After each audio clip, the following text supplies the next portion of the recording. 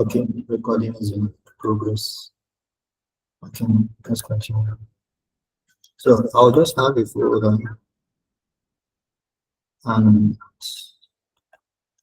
I name it for today, let's just call it registration.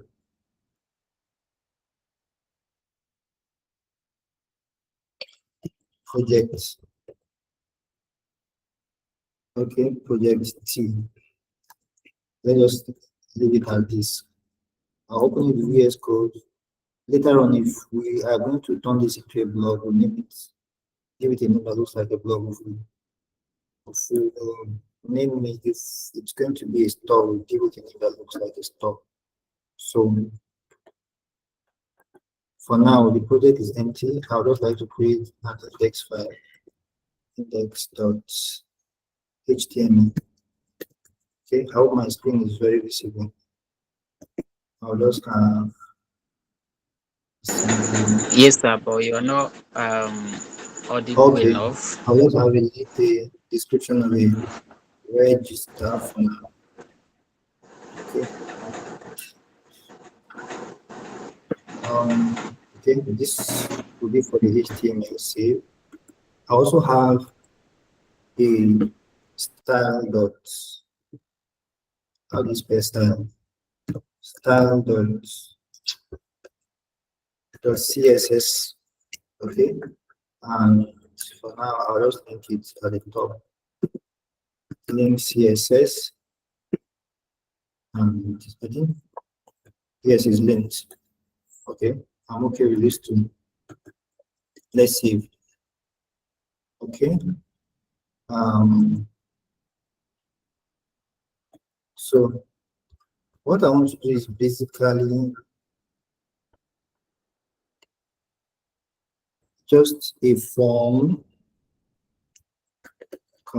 Let me name the first form. Let's just add a container. Okay. I told you people that this is a shortcut to writing your HTML elements. I hope you can do this.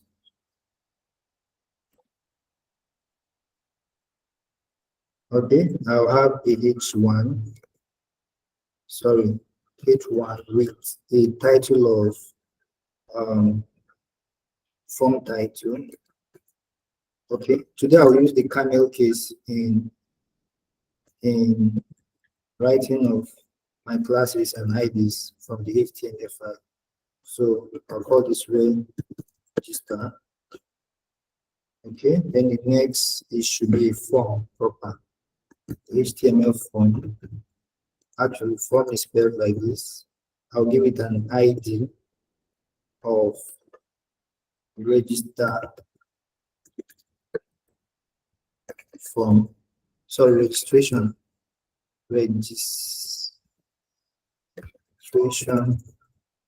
form. Okay, I think I'll give it a class. No, it's okay. ID is okay. The action for now will be empty, and then it should also have a method of post. Okay, so that we'll be able to send things out of the form. Okay, then inside of the form, should I use icons? Inside of the form, I just want to have a label. I want to have an input field. I want to have an icon. Okay, so we have an input. Then I'll just call it a group, form group or input group. Let me name the div input group dot input group. Okay, so inside this div, I will have an input. Okay, just an input type of text. It will have a name of first name. Okay, let me use F name. F name to have a place for that. I think. Okay, it will be required. I think this should do. Then after it, I have a label. label for this F name.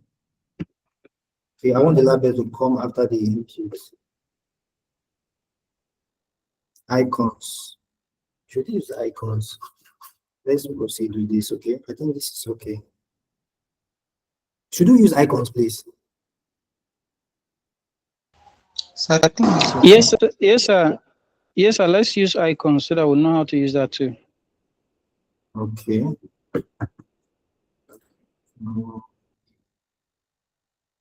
Okay, let me see what it looks like then before I continue with the icons. Okay, so this is the first for the first name. So I also have this for the last name. It should be L and name and L name. Okay, then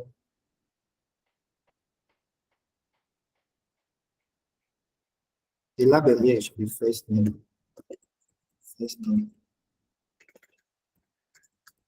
Okay, then the label here should be last name. Okay, then after name is email. So we'll remove this input and put an input of email. Is email. Okay, this email of type email. Okay, the name of email. I don't think we need IDs. So leave this. No IDs. Now, when we want to target this form with our PHP, what we need is this name. This name is important. But if it's a JavaScript, what we need were the classes and IDs. Okay, but for PHP, we will need this name. So ensure that you name them such a way that you remember that you used them. Okay, so the next one should be I'll just create this. This should be a password, field. Okay, it should be an input of the password. Where is password in? Okay, password, and the name should be password, and then let's leave the ID for I don't think the ID. And this thing is labeled for email. Please, if I'm making mistake, let me know. Email there. Then this is for password. The label should be for password, and the description should be password. Okay. Then in a form, what's needed again? Yeah, we need a button. Okay, a button of type submit, and we give it a name of submit. I mean, no, sorry, we'll give it a name of register so that it will be similar with the register. It will be a proper description of the form. Then I also want a situation where on this form also you see something like, let me open the browser.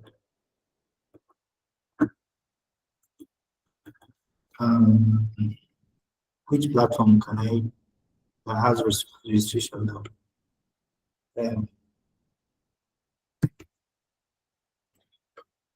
Okay, can you see my screen?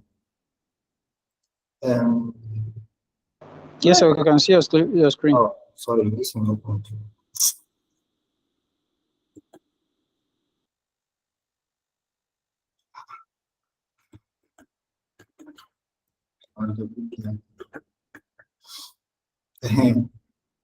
Okay.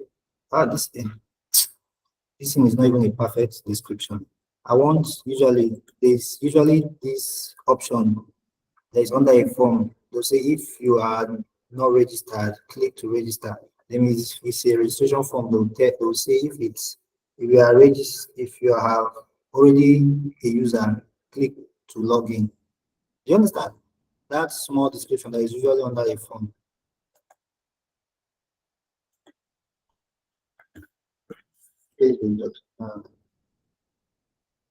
Anyway, let's proceed. You just understand what I'm saying. So under I also have another button that's outside the form. button, okay, the description should be already the user login. Okay, this will be the description. I'll give it an ID of, so that I can target it later. An ID But the of button is login. outside the phone. Yeah, I want it to be outside the form because I want it to be outside the form. Okay. It's just a link, login link. Okay. Why am I not seeing a perfect example? Let me see. Free shop. Let me just type for something. Okay. This is a shop online. You can see it's signing here. If I click on this signing, I'm not getting a perfect example. I don't know why. I think Facebook has the Facebook login page. Okay, yes, but it's just that if my Facebook is already open on this PC, it won't log me. Okay. Okay. Okay, let me check Konga. It's usually good when you have visuals while designing. Let's make your design visual. Else, we will do. Can you see login or sign up? Good. So this is a login. So their own is don't have an account. So let me move this thing. Can you see the screen? Don't have an account. This is a login now. Create an account. So this is what I want. So if you go ahead to create an account now, it will also tell you already have an account, login. Do you understand? So this is just what I want to do. If you are trying to register, but then you already have an account, you can log in. So it's something like this I want to do. Do you understand now? Yes, sir. So if Yes, you sir. notice this login button is not part of this form. If you click on this login now, it just takes you to the login page. So that's why I do not want it to be part of the form. Where can I keep this thing? So that's why I don't want it to be part of the form. It's outside, okay? So let me see. We have our first name, last name, email, password, okay, and then the register button. Okay, now it's fine for us. I want to duplicate this thing so that I will have similar for the login. Okay, let me just give a description. So be the registration form. Okay, this will be the login form.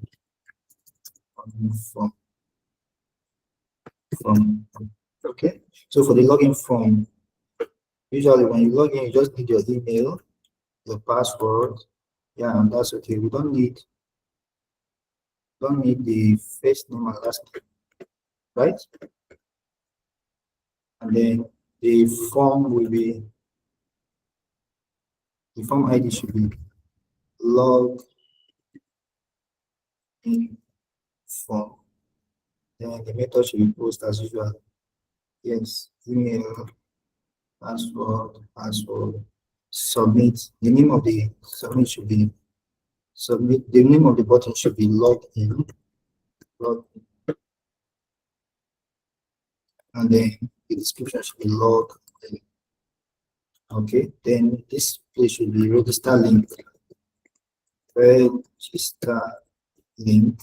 So you don't have an account.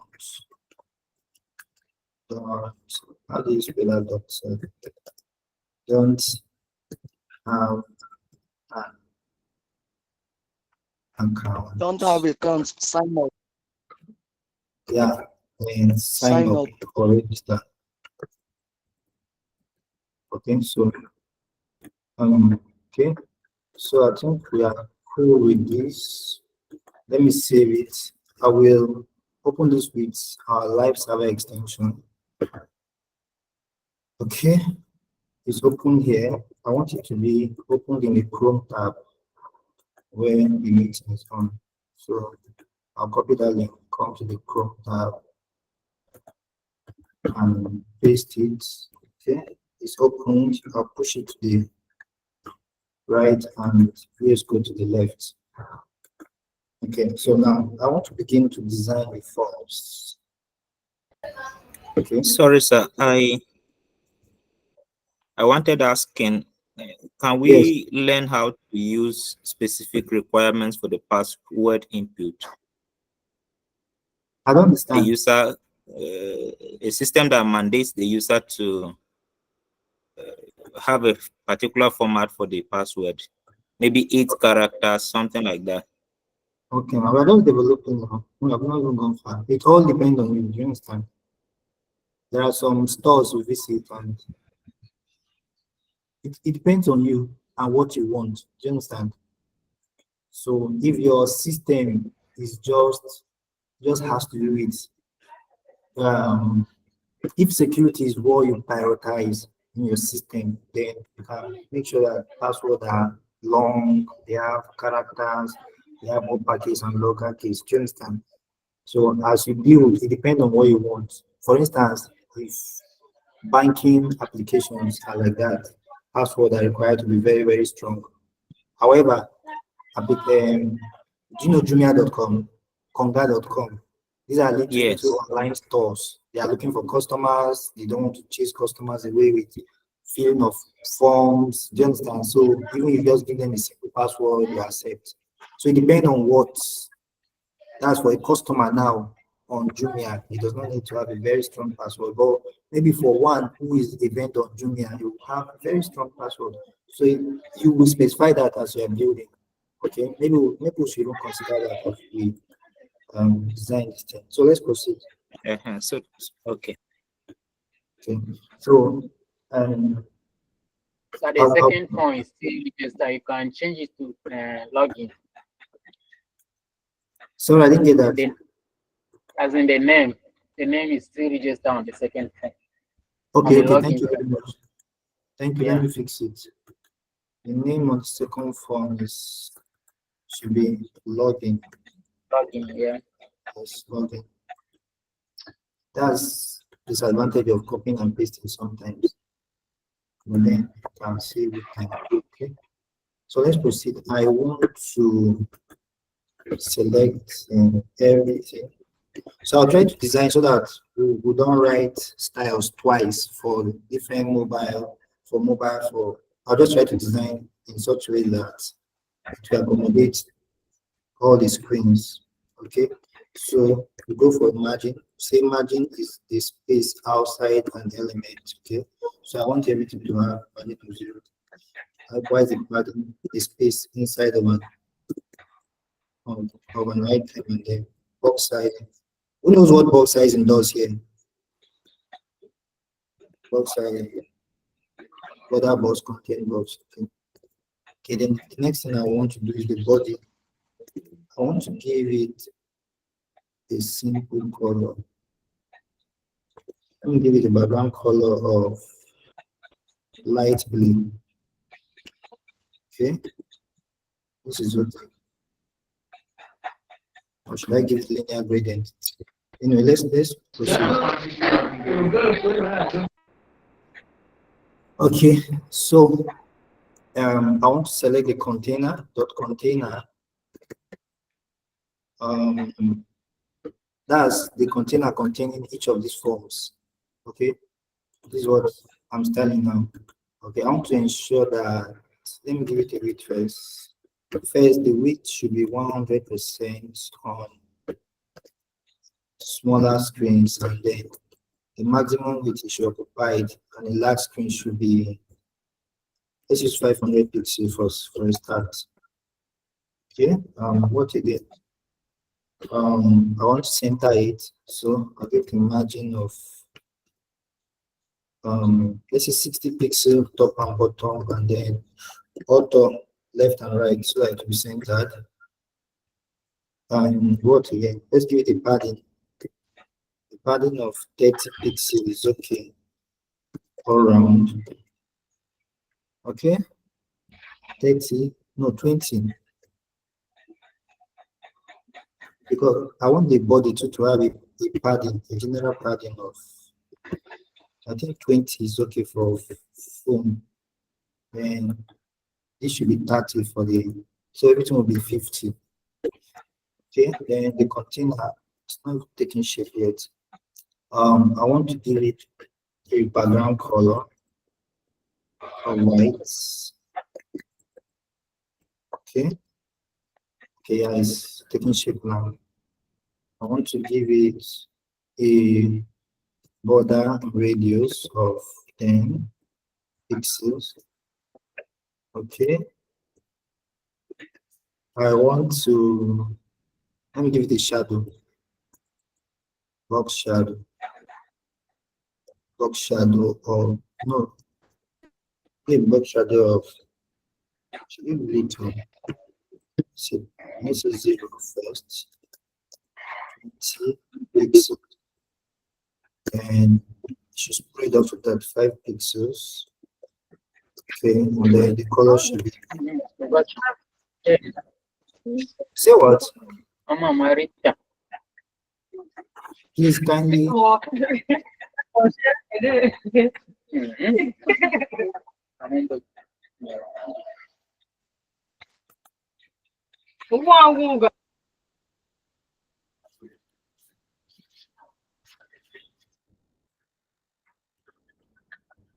okay, so let's proceed.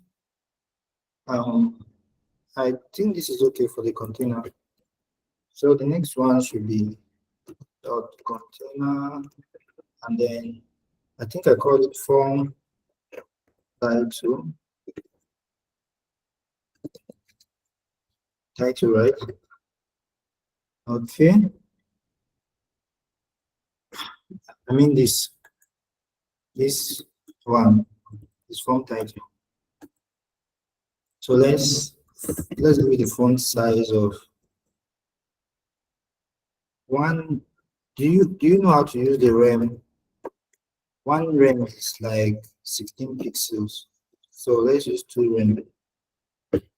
Let's use 3. Let me see. Okay, so 2 rem is okay. Okay, and then okay, let me give all these things a font family of I like poppies. For pins. Okay, or sans serif is the one. Okay, yes. So font size, font, what again? Text and then bring it to the center. Okay, and then margin bottom of 2. Let's have 1.5 actually. Okay, I think the screen is gone. Okay, the screen is clear. Yeah, sorry, I thought the screen went off. Okay, so that's for the title. So we go for these items now. The form itself. Excuse me, sir. Okay, so yes, please. Excuse me, sir. Please, I don't understand the meaning of this REM. This REM. Okay. Okay. Let's see.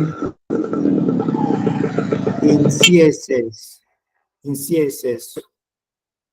it is expected that when the measurements are usually in pixels or EM or rem or percentages. Can you hear me? Or Yes, sir. V or V VH usually view height or the view width. These are the various just like you have SI units for measuring quantities. Okay, let's just say these are the SI units you use when designing with CSS. So when you use pixels, if something is 20 pixels, it will be 20 pixels on a laptop, 20 pixels on a phone, 20 pixels on a tablet. If something is 1 rem, okay, if 1 rem is usually 16 pixels, okay. So I use rem because I want it to if it's a quantity, I want it to be relative to the size of the screen, okay. Another way you can do is to use percentages. If something is 20% on the large screen, it will occupy 20% on a small screen. Do you understand? So it's Yes, just sir. just try to read about this. There is more to it than what I just said. Okay. All right. Yeah, thank you, Yep. sir. So just a moment, please. Let me check my phone whether it's keeping track of this. Okay. I don't want the screen to go off for once.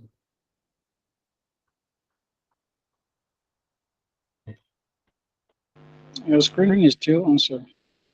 Yes, I just want to check my own phone.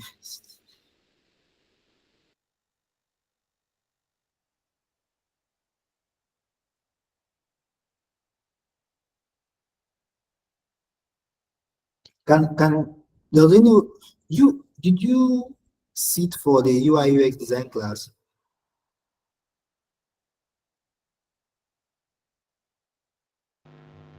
Hmm?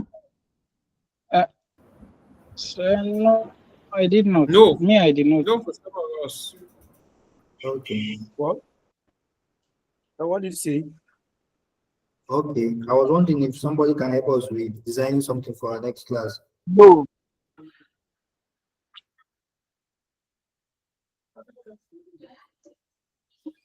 Okay.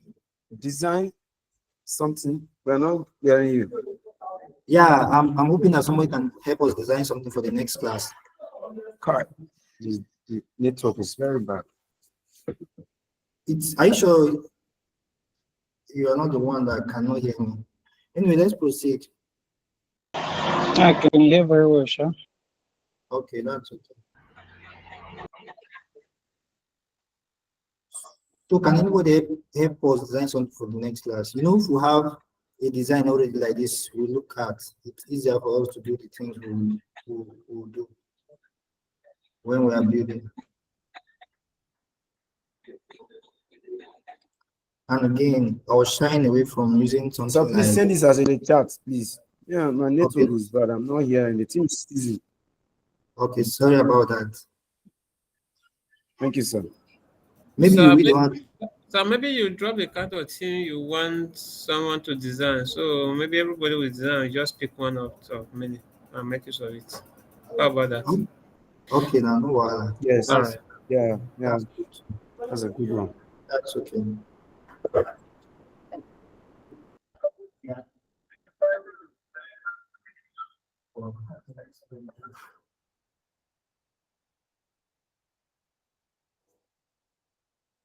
Okay, so let's proceed.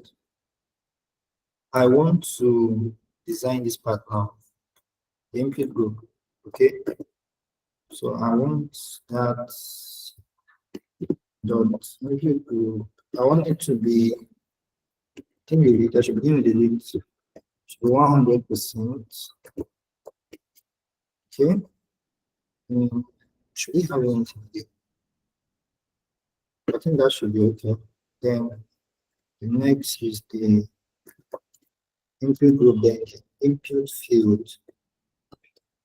Okay, I want the input field to be 100, width to be 100%. Good. Then I don't want the, First, the font size should be 1 rem, 1.1 rem. Okay, and then I don't want these lines to show. Let's just add small design to it. We'll call it border. I don't want the border. I don't want the outline. Outline to be known. Okay. Just okay. Then the input group. Let me add a border bottom of 1 pixels solid gray. Let it be gray. Okay, something like this. Okay, yeah. Okay, so we're done with the input. Let's go with let's design the label. Label. Is it label or label? So we want the font. Let's see. We want the font size of the label to be 0.9 here. Okay.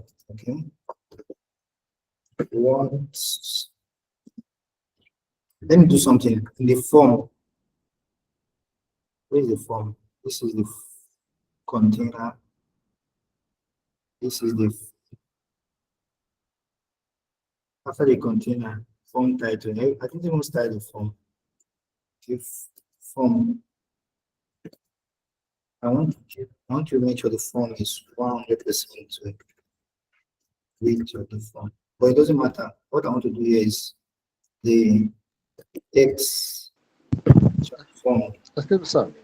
Yes. Excuse me, sir. This when arranging the CSS, must it be sequential? Yes. If you do it sequential, it makes more sense. You understand? You see that I didn't style the form, but when it was time for me to style the form, I came to look for the perfect place if you fit in a sequence. After the container, there's a title H1, and the next is the form. Do you understand? So it's better that way, so that when you want to look for things, you know where you will look for them. So when you pick this thing, you have a look at this and you want to alter the input group now, you know that is inside the form. So you just come straight, you look, you have a form, the next is input group. So let it be sequential. But if it's not sequential, of course it will work, but that's what makes you a better developer than another. Okay. But what if you don't make it? But what if you don't make it sequential? Does it have If any you step on don't the make it sequential, it software will work. development? It doesn't stop it from working, but the right thing is to ensure that it is sequential for readability so that you can make reference to it easily. If it's not sequential, nothing stops it. Okay, Are sir. we together? But it has to be sequential. Make it sequential. Okay? Okay, sir. Yes, sir. Excuse me, sir. Yes. Please, sir, what if you want, sometimes when I'm filling forms online, I will discover that like for instance, this first name, it will be like embedded in the middle of the line. Once you click your cursor there, the name will disappear and then you type. Is there, can we do something like that here too? Yeah, it's just that, see it here, it has to be directly in the form. That is the Okay, in each of the input field, you will, yeah, that's the it's a placeholder. placeholder. So I didn't actually want it. Placeholder for Okay, first sir. name. Okay, so you can see it here. So when you click, when you start typing, it disappears. Well, I do not want it Oh, because you can see okay, there's sir. a duplication already. Okay, So, no problem, sir. It's okay. I understand yeah. now. So what is that about?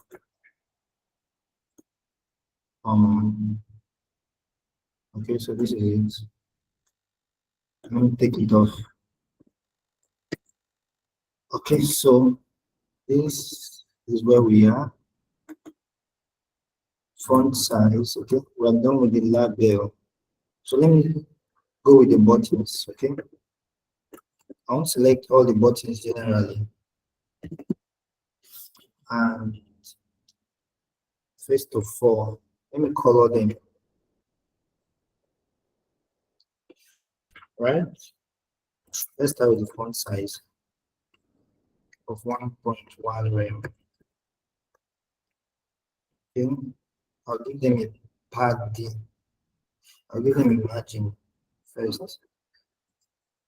And I want them separated from each other, top and bottom. So I'll give them a margin of 20 pixels top and bottom, 0 pixels. Let me even use auto so that they are centered. Okay, they are not centered, so let's do 0 pixels. Okay. Should text align center then. I want to center them. How do I center them?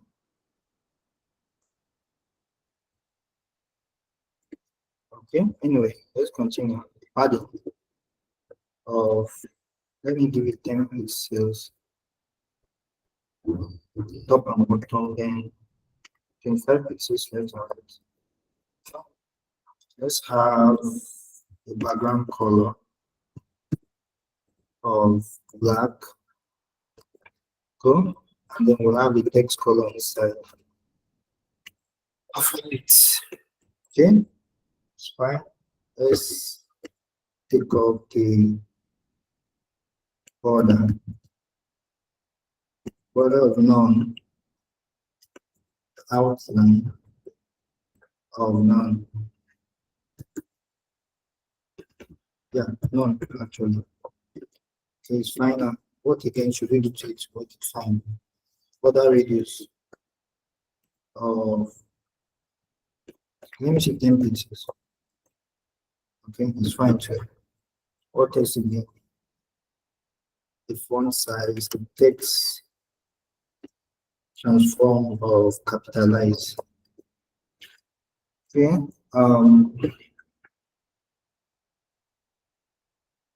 Good, it's looking fine.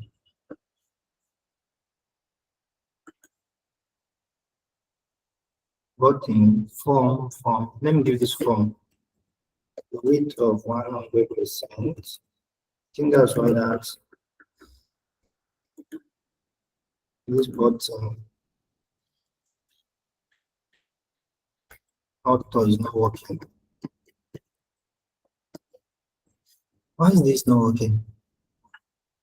Please, somebody should tell me how I can center this button.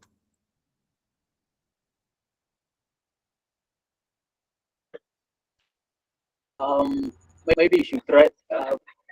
You don't use center. What? So you will give Instead it of a auto. width and give it a margin of auto, then it will center. Text align center. I don't usually buttons. Use center.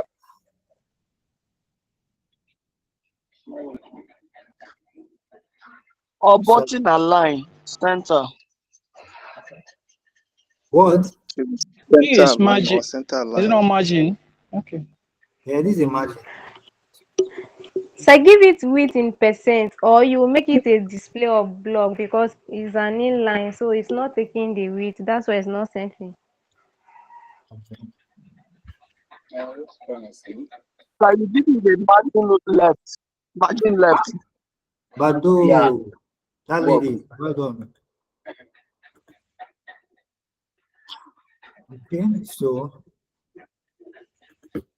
we saw contact.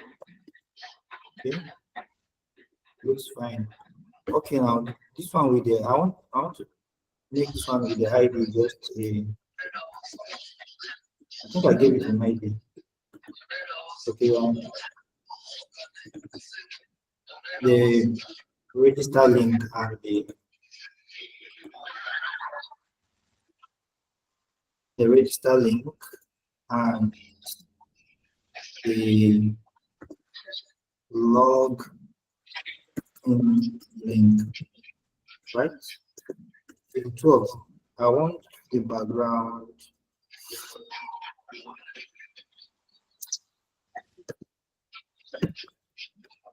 I want the background. If is that mute your mic, background color to be transparent. Okay. And I want the color to be black.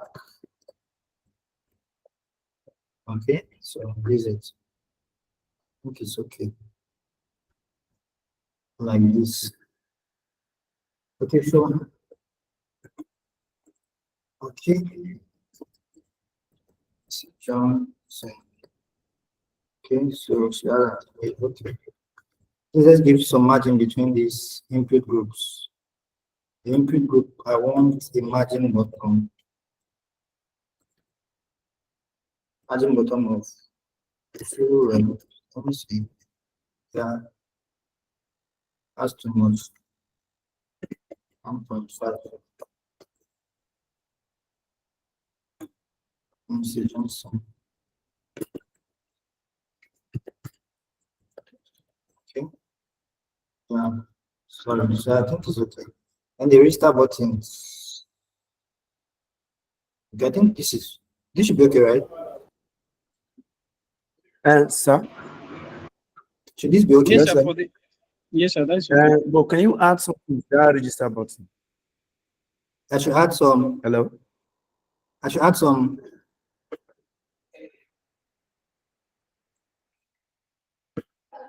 Let me add some information. And add how about that register button, so that when you go to it, it will hover it and then to look more beautiful. Yes, boss. I say hover it, just create a hover that will add to it, so that when you go to that register button, it will reflect small. No problem.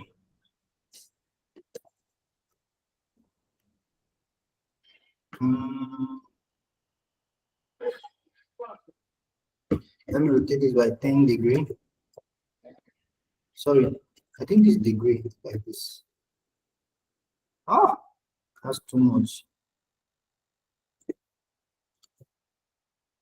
Okay.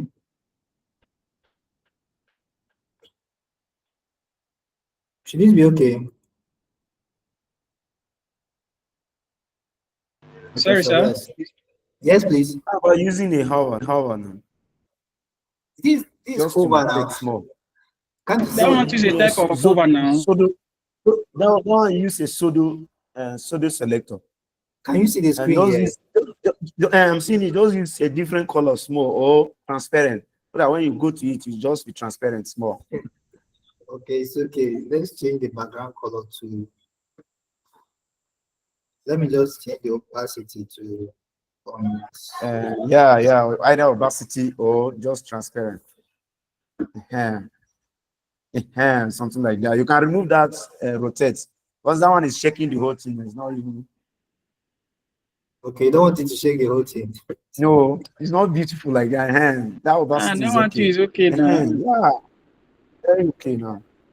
Okay, now let's proceed. Okay, so but then these two forms are on the same page. So I want one of them to be displayed, while the other will not show. So I think that one JavaScript will do it. So we'll create a. Okay, yes, we create a JavaScript file here. Let's call it script.js. Okay. So in all our projects, I'll try to ensure that they all have JavaScript, they all have PHP. Okay. So this is JavaScript. What I want to do is to watch. This is how I'm thinking of this in my head. So if you visit this, if you just visit the page, I want only one to be displayed, and the one that should be displayed should be the login. I don't know, one of them should be displayed. Then if that's not the one you want, you can click on the link to go to the other one. Okay, so what I want to do now is I will select these two forms in my JavaScript. That's one. I also select these buttons. That's these buttons, so there are links here. I'll select them. Okay. So these are the two things I want to do. So, and if you notice for the first form, it has an ID of registration form. The other one have an ID of login form. Okay. So let me begin with selection of the form. Sorry, I've not even added this JavaScript file. Script src. Okay. So we'll have the script.js, and then we use the defer to ensure that it's placed under. Usually I'm supposed to include the JavaScript just before the end of the body tag here. This is where you include your JS files. Okay. The JS files come here, but if you put it on top, then you have to defer it.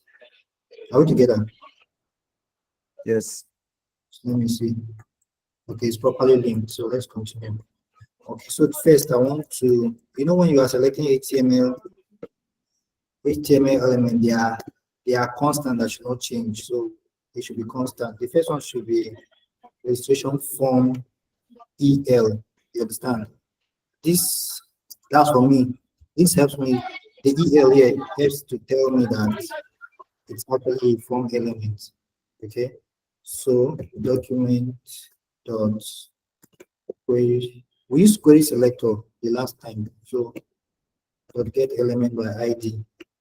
Okay. So in between the ID will be registration form. Let me make this big so I can see the screen. This one is called I think it's log in form EL. This EL is element tool. Hope you understand. Okay. EL is equal to document dot get element by ID, and that thing is login form. Okay. Then another thing I want to pick is this button, this login link and registration link buttons. I want to get them also. So how comes login link element actually equal to be document dot get element by ID login link. Okay. Then we have another one called register link element is equal to document dot get element by ID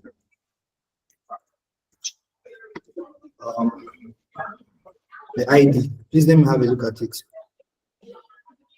Registration register link. Okay. Okay. So we are good. Hope this thing is working. Let me console of log register. Let me see.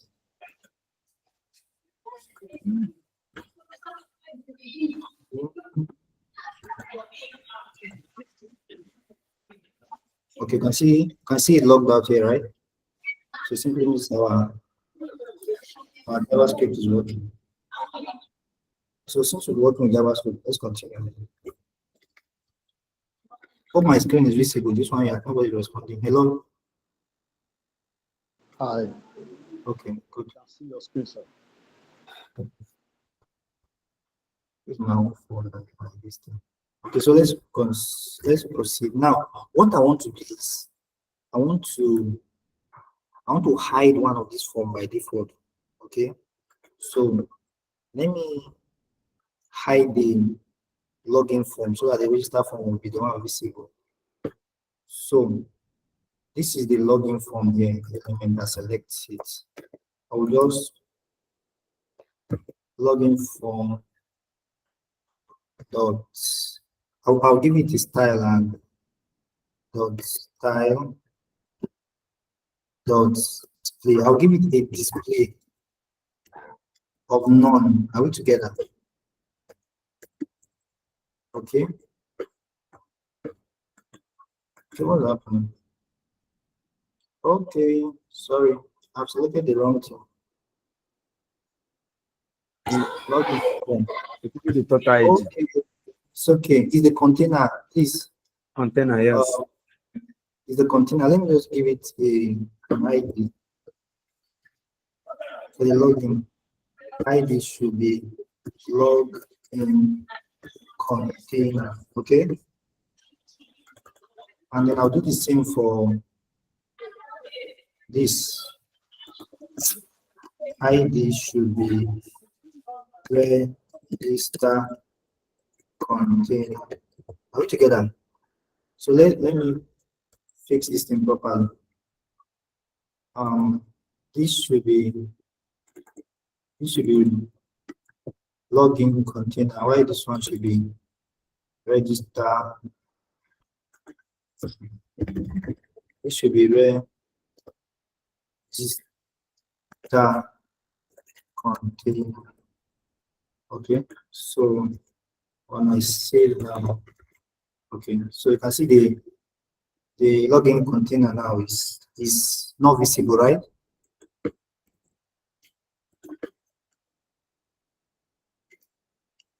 This is a login container is visible, but once we choose to hide it, save, reload, is not visible.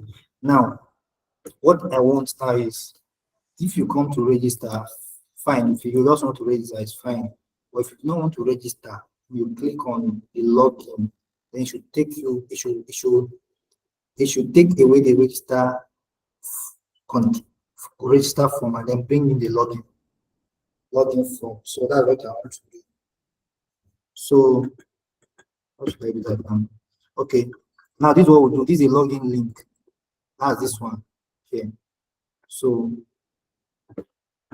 I will give it an event listener. Okay. Event listeners. So I will give it dot add event listener. Okay. I will listen for the click event. Okay, you have to click it for it to work. And I'll have a function here. Function. Let me just have a function. Okay.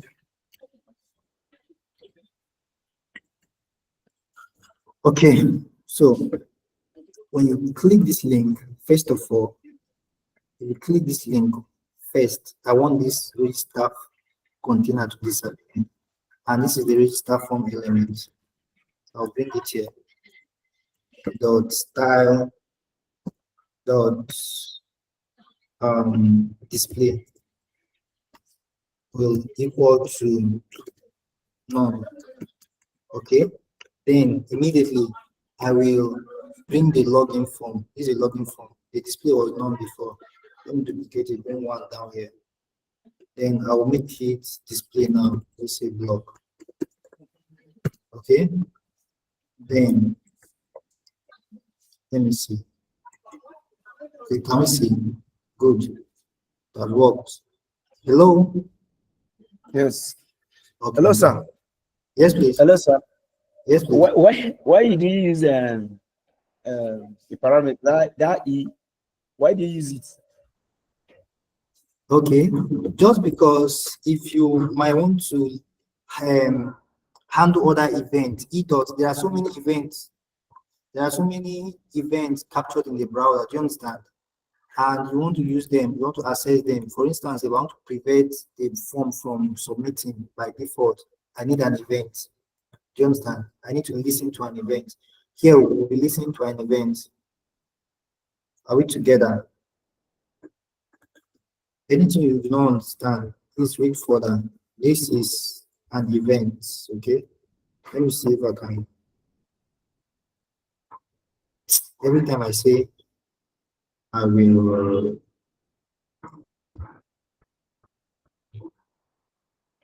Hi. Okay, so I'm going to When he asks a question like you asked, what is him?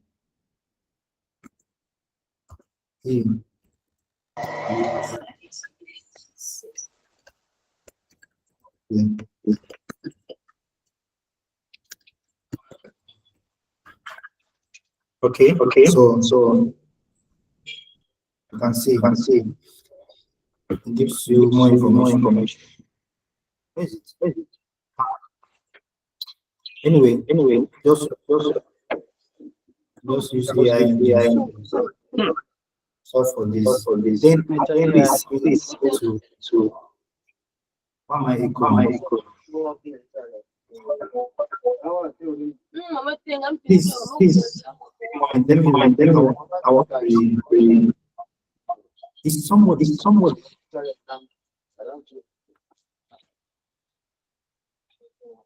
hard. Okay, I'm fine now. Just a moment, please.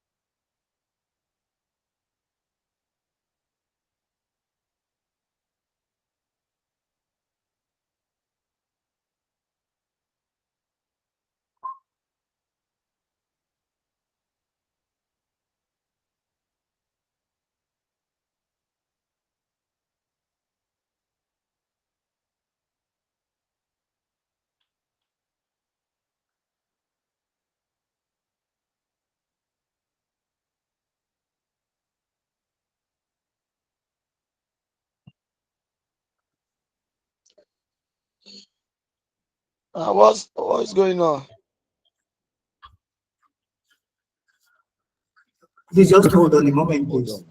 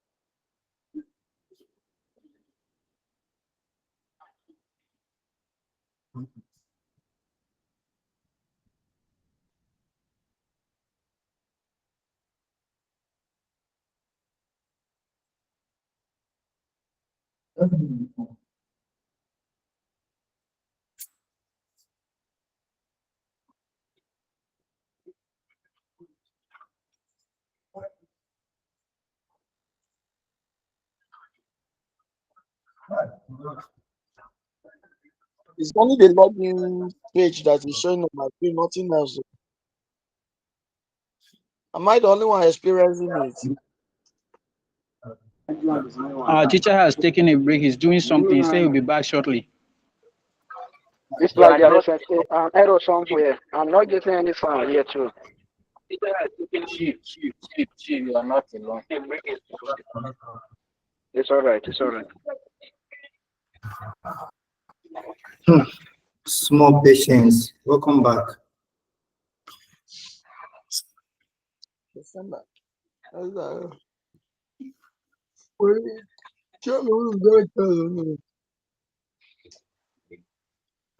Okay, so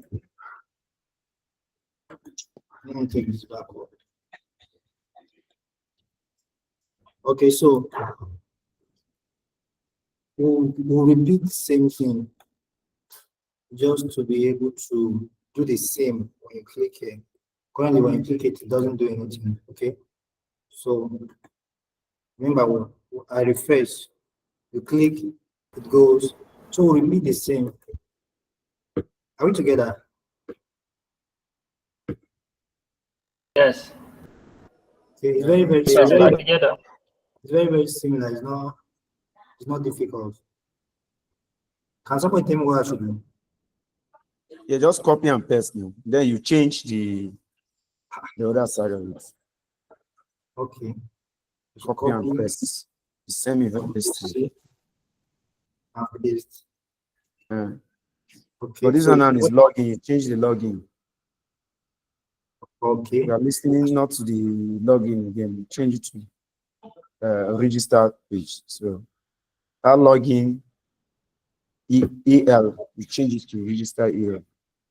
Okay, that's this one. Okay.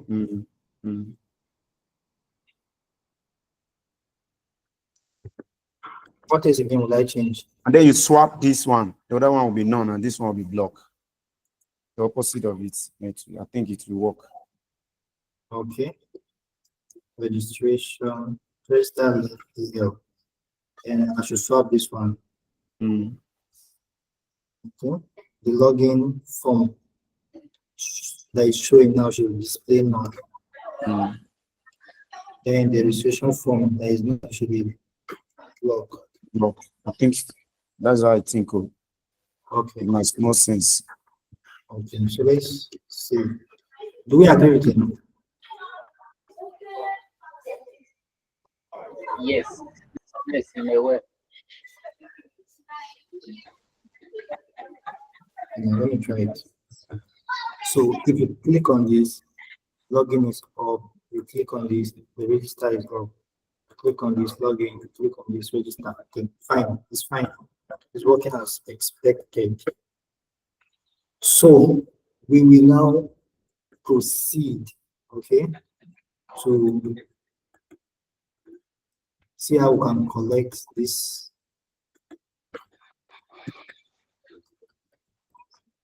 items. Okay, currently when you submit, it's not working, nothing is happening. So, whoa.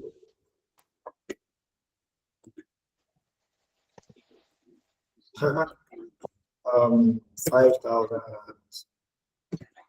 Excuse me, sir. Yes, please. I think apart from using JavaScript to navigate the link, I think you can also use a link. I mean, you can also link the login and register point and still work, right? Yes, it will work. Oh. You know that I don't. You know, I just the forms are on the same page, but that login will be a different page. Yeah, if you want us to do But that, this then one that you design is better. It's on the same page. it's on the same page. So yeah, it's on the same page. And but it's something I've been. It's very nice. But if you design another link, you must pack this thing and go and create another file, put it inside the file. So you are linking it to another page, which is not too flexible. Okay. This one like this is on the same page. You create the same page. You just hide the other one and bring the other one. All Okay, right. So basically, what's the folder for this our project?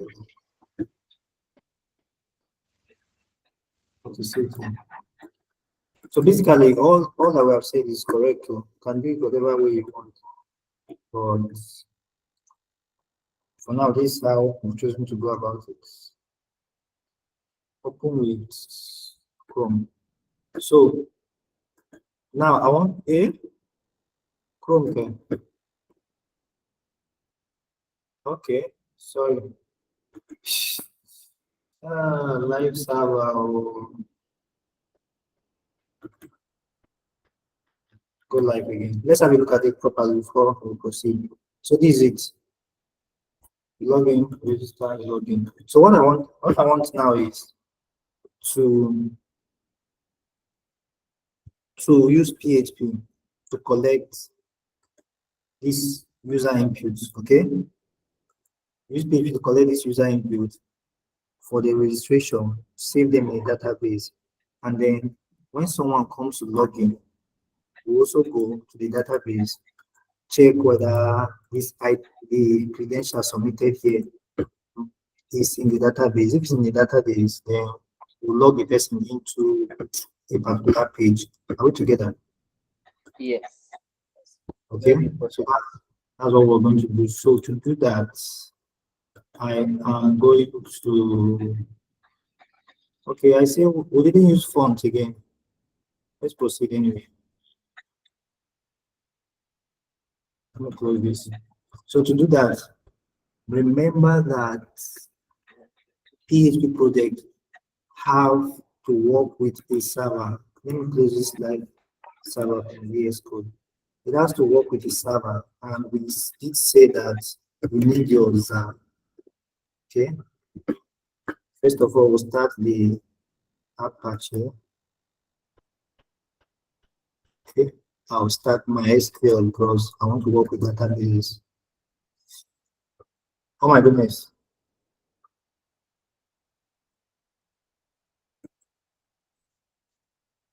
Okay, it's running now. Okay, so I can close this.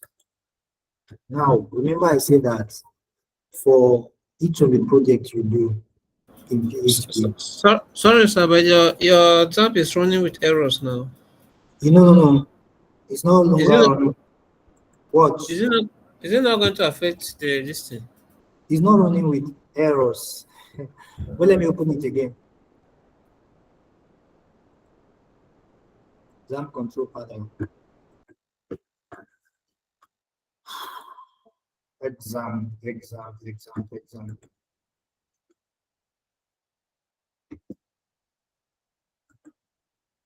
Okay, so What happened was that the first time I attempted to start it, it threw an error. Do you understand? So the second time it connected. So usually you look at what is last here. Can you see? Your Apache is running, your XAMPP on MySQL is running. Can you see this? I can Hello? see so. Yeah. Yeah, I can. It's just that I've closed it. The first one that were running with error were on top. Then I stopped it and restarted again. So it works. It worked. So let's continue. Okay, so So I will access my C drive. Okay. So first of all, what I want to do is this is the project. Okay. You can see these are the basic things we've done. I'll just close it. Let me close VS Code. So I'll pick this project. I want to copy it. So I copy. Let me copy it. I will locate my C drive. Do you understand? And I'll come to this. I will locate this ht.docs folder and I will paste that our project. This is it, project T. Okay, project T for our tech skills. Now I will go to my browser. So please, for this year, start over again. Please what? Because I can't hear you. the network just broke. So please, can you restart this still very PHP, because it's something very important. Okay. Except for the Please, sir. PHP Yeah, aspect, can you you restart it, please. Let's go through it gradually. start all Yes, over? sir. Yes, sir. Okay, thank you. This is the you see this project folder. That's where we have been working on since now. Okay. And because it's just HTML, CSS, and JavaScript, it can be anywhere on my system. But for PHP project, they have to be inside your ht.docs of your XAMPP. Do you understand that? Yes, So, sir. because I want to start working with PHP now, I have to take this thing. I'll copy it. Let me even cut it. It's no longer on my desktop again. I've cut it. I will navigate to my C drive, this PC, this local disk. Your own might be disk C or D or E, depending on where XAMPP is installed. But my XAMPP is installed here. This is the only disk I have, storage disk I have. You can see XAMPP, usually the last. When you open it, look for the ht.docs folder, then come and paste it. So when you paste it, I already pasted it before, but when you paste this thing, to tell you that I already have 3 files. Okay, so let me just cancel. Okay, so this is it, project T. If you open it, you still see those files we've been working with. Okay, now let me close this. I will Now come. this thing is so they are copying this. I mean, they are recording this video. Please, sir. Yeah, your class is being recorded. Please, sir. This one should not have issue because it's very, very important. Yeah, the network is great today. Okay, but basically, if you are when you are done pasting that, you pick your browser. Now, this thing will no longer. We don't want to be using this one again. We want to use the local host. Okay, slash the name of the folder is project -t. Okay, when you see this. Okay, are we together? Something is wrong. The JavaScript is not loading. So this is what you see. Localhost slash the name of the folder. If you do slash another folder, let me show you something. Oh, localhost. What's wrong with this?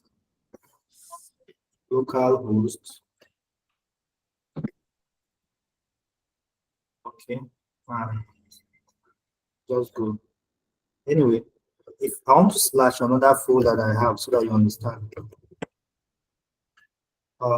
Do I have another folder? Yes, PHP class. See something else. Well, slash the folder, this is our project T. And to bring this thing. So now, if you go to C drive, you understand PC, C drive, XAMPP folder, htdocs, this is the project T, okay? Now I'll open it with VS Code. Let me know why it's not showing. Okay. So this is the VS Code. Yes, I chose the author. And these are our projects. This is the HTML. First of all, listen to me. I'll change this HTML file to PHP file. Are we together? I'll rename Yes, it sir. to PHP. Okay. And I save, I'll refresh. Okay, still the same thing happened. This JavaScript is not loading. Okay. PHP can be very funny.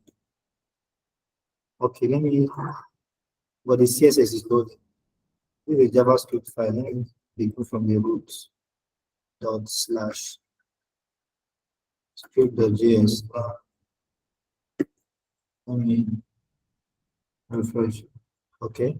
So it was, I had slash before. It used to work. But I think if you begin from the root dot slash, this should also work. Say, refresh. Yeah, this should also work. But before I just had slash. Okay. So when it was slash, you refresh, it wasn't working. So let's leave it as dot Excuse me, sir. slash on the root. Excuse me, sir. Then we refresh. Okay. Okay. Okay. Okay. Good. So it's fine. Everything is working. Let's look at our directory. So from next class, I will have a standard directory. Okay. But today, let's begin. Let me enlarge the screen. Now, I'll open a new tab and open my PHP my admin. Okay.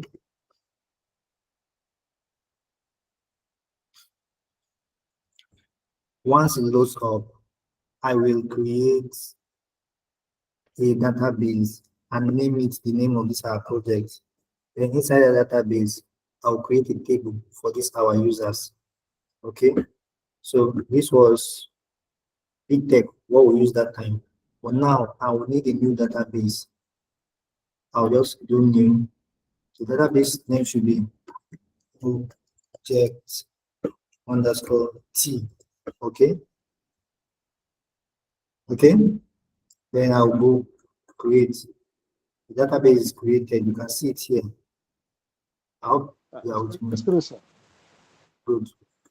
Excuse me, sir. Yes, please.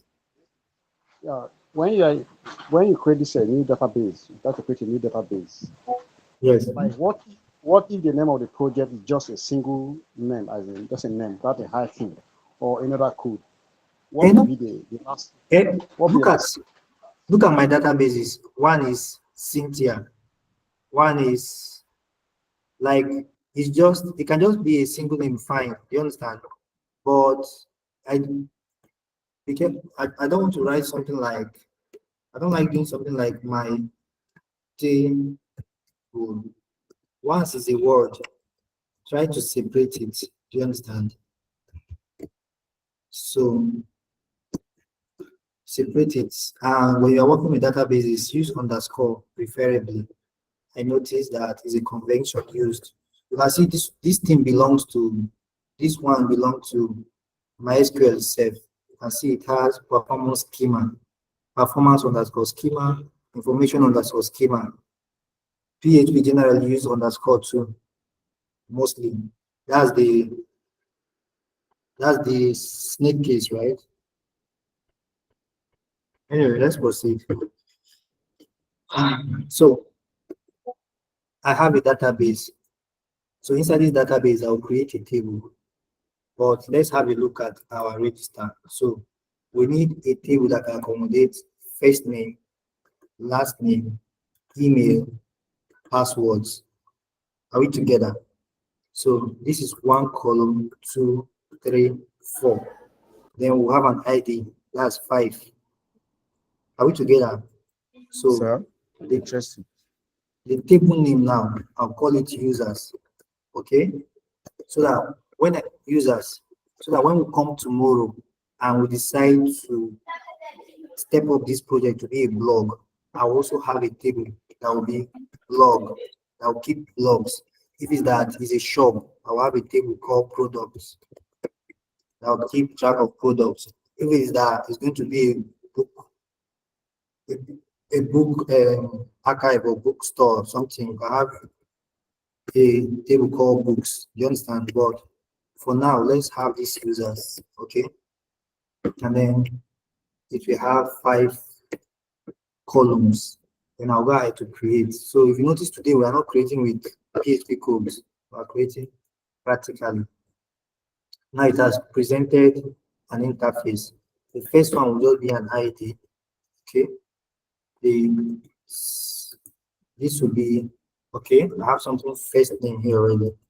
I'm going to use this, okay? First name, and then we'll have last name. Then we'll have email. Email is spelled like this, and then password is spelled like this. Okay, now for the ID, it will be an integer. I'll give it of up to 10 characters. Even 5 is okay.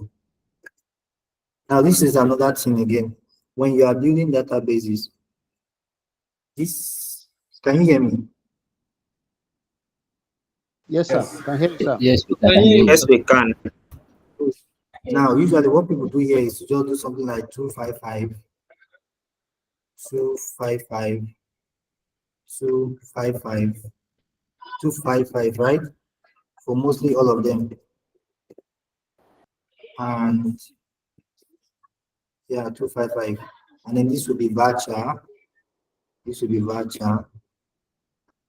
This will be voucher. And the password too should be voucher. Okay. So, but when you are building, you don't do this. Okay. Try to understand what you want to keep. So what is the meaning of voucher? Oh, don't worry. Just try to Google that on your own. Okay. Is when you look at a list here, they try to mimic the data types and the kind of variables you can keep in them. So when it is text, it has ability to keep any character, numeric, symbols, but the memory space it occupies is very large. When it is virtual, it's still the same characters, numeric, symbols, but the space, the length can carry. Do you understand? The character length can carry. If you look at the screen very well, the maximum size of string can carry is 65,534. So if you have a text that is plenty and that the characters in that text is more than 65,000, then virtual will not be able to keep it. When you come to text, text has and can carry more than that. Do you understand? Yes. All right. Let's Understood. continue. Now, somebody's name obviously cannot be up to 250 characters, can it? No. So, but we can assume that somebody's name, first name, holy name can be up to 20 characters is reasonable, right? Have you seen a name that's more than 20 characters? Anyway, you can be it should be 45. Then the email too. I'm not seeing somebody's email that is long and longer than 45 characters. Okay. Your name. Now, when you do this one, when you are able to predict and give adequate sizes, do you understand? You will notice that your application in the end will not be so large. Unnecessary memory will not be allocated. Do you understand?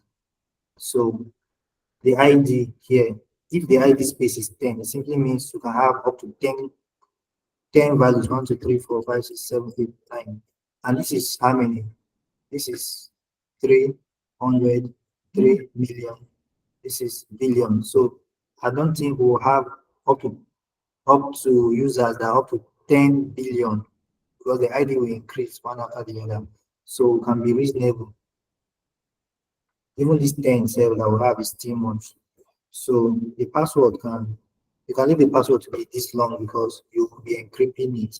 And some encryption can be up to 64 bits. Some encryption are in 128 bits, so the characters can really be long. So the next thing we want is another for the ID to watch properly. We'll just make it an auto-implemented key, and it's the primary key. So we are okay with this. If we preview the SQL, if that were to do this with PHP, you can just come and copy this, go to your PHP file and do this. Okay, but we'll just save. So once we save, we'll have a table with the name users. Okay, and ID, first name, last name, email, password. And then we'll just save. Okay. We have, with me. Good. So we have ID, first name, last name, email, passwords. Oh, okay. So we are done. What we have simply done is we now have a database. This is a database project T. So I have a question. Okay. So if you make one of them a primary key, to become auto-increment by default. No, what I did was to, when creating, if you don't want it to be, yes, by default, mainly what happened was I didn't select primary key. I went direct to do auto increment with it. So it now suggested it to be the primary key by default, and I allowed it. It's not that I selected primary key. You understand? I selected auto increment first. They now suggested it to be primary key, and I allowed it that way. Okay. So it can be auto increment and not be primary key, it's fine. And it can be primary key. I'm not saying auto-increment. It's just primary key, unique index, full text, and this partial. That is on. Okay, let me attempt to create a new table. I'll open this new table. Can you see this part of the screen? Can you see this AI? Okay, I've seen it. So that's where I'll click. Once I click it, it's auto incremented. Okay. Okay, yes. And then it suggested it to the primary, and I allowed it. Okay. Yeah. You can, these are all the keys that you want. But if you don't want it to be auto increment, it's fine. No? You can just leave it. And if you want it to be empty, it's fine. But if you just want it to be primary key, it's fine. Okay. Just go ahead, and then it should not be auto incremented. It will be like this. But however, I just want it auto implemented as primary key. So this is shortcut for me to do this. Else, all you would have done is to make it primary first. Okay. Then when you are done, you come and select auto increment. Are we together? But then I just have to just go direct. Okay. Sorry, sir. Sorry, sir. Still on this primary key of a thing. Sir, from creation of this database, is it easy to create that ID, that unique ID, in such a way that it's not numeric? It will be a kind of combination of some characters. Yes. Yes. Yes. Look at this place where you select the type. You understand? It's just that here, it simply means it will be an integer. It must be 1, 2, 3, 4, 5, 6, 7. Do you understand? But if we had used varchar here, of want it to be a text, that means it can be anything. Okay? Do you understand? Yes, sir. The data type determines what it will be.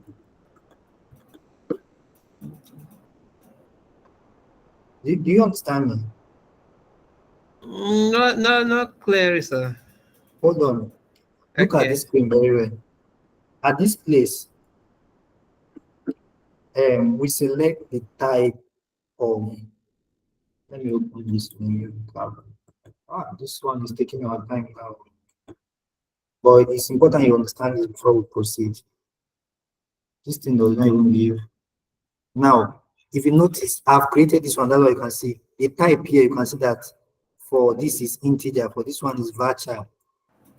Okay, so when creating it, you give it a type integer. It simply means the value to carry, the value of this primary key now must be numbers. It cannot be something like Macaulay at. You cannot have something like Macaulay at something. You understand? As password, because you have said that this thing must be numbers alone. Do you hear me? Yes. Good. But if you want it to be both numbers and symbols and characters, then the type here should be either varchar or a text. Do you understand? Yes, sir. Good. Now, a text is a combination of both characters, symbols, and numbers. So the varchar. Do you understand? Yeah, so sir, what I'm trying to ask is that during the entry, as let's say as you are collecting the information from the input to the database, we the if you use varchar, can it also be auto implemented, or you be the ones to be writing it?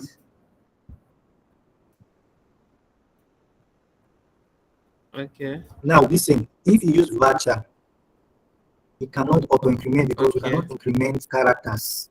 It simply means you'll be the one to supply the what to be saved in that ID by Okay, yourself sir. from the Okay, form. so that's exactly what Okay. I want. Yes, an example is your matriculation number in school. In the universities, some of them their IDs here and their matric number, so they are varchar. So you see something like I don't know. Yes, Yeah. you. I don't. Let me use where I school.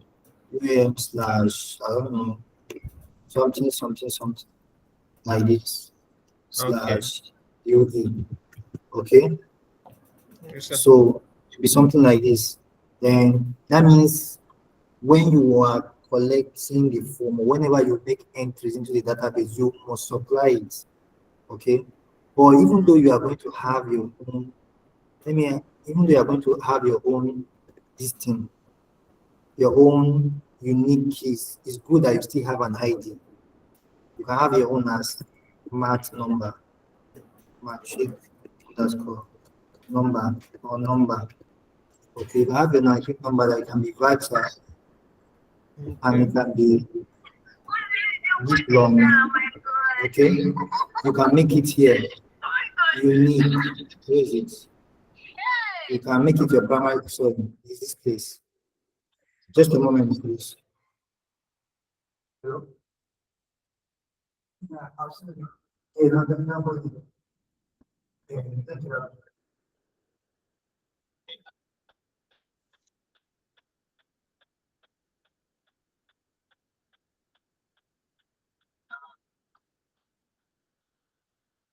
Um,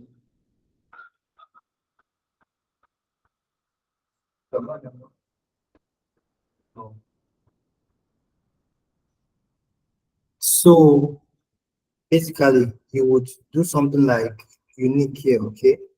You can be your primary to here, but then just make sure you also have an ID, the one that can help you keep track of it automatically, even though you're doing this manually, so that when there are issues, you'll be able to trace them. So can we proceed?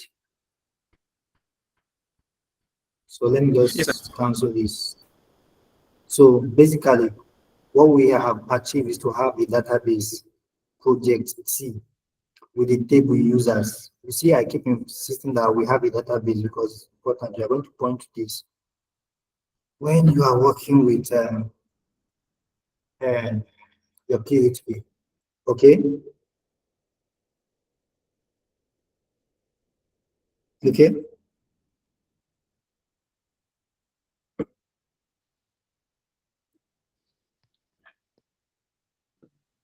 Okay. I'm with you. I didn't get a response. Okay, so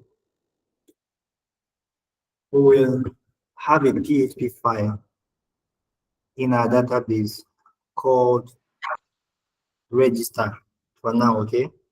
Now on that register file, we want them to get these inputs when they are filled.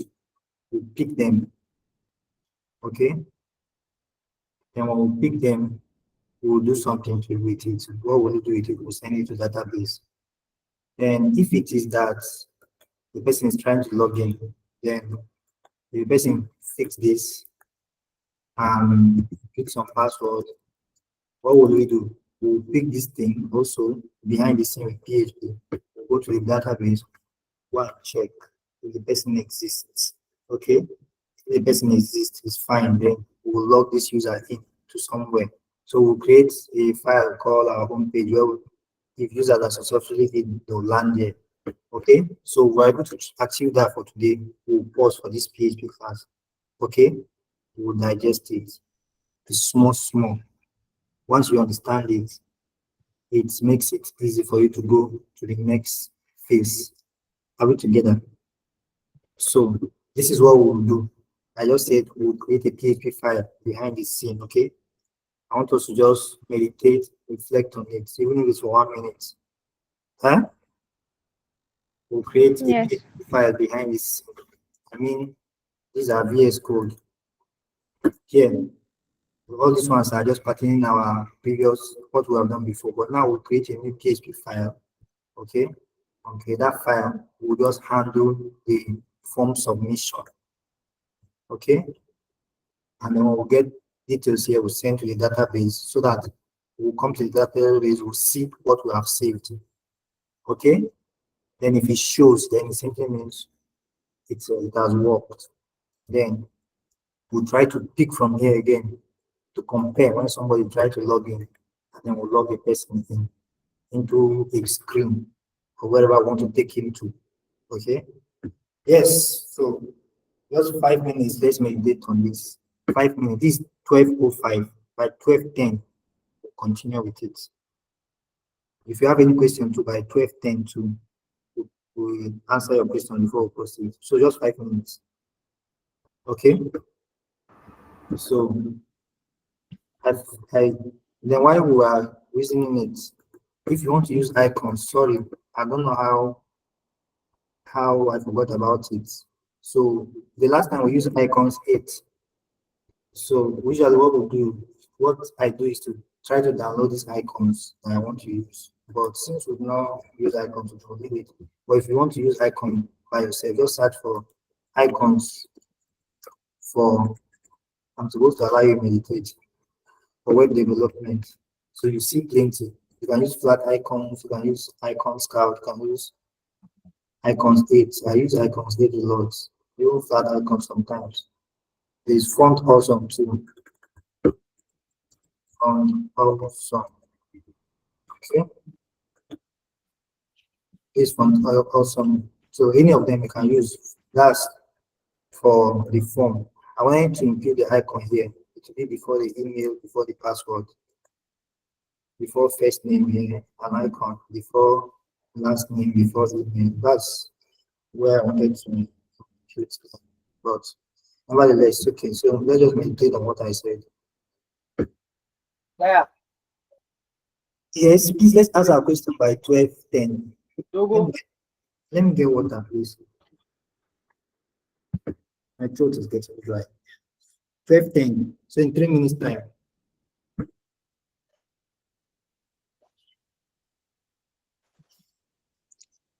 My own is not really a question, but just a plea Yes. that the record should be uploaded because since I started this class, I was having one challenge from network from one side or the other. I did not follow. Don't worry, I will ensure this class is uploaded. You can see it's recording, and you can see you see the screen. Is it tab here? Okay. The call is being recorded, Okay. and after the class, we make available to you. So reflect on this thing. Do you understand? I want us to use our head. I want us to think together. So reflect on it. You have 2 minutes.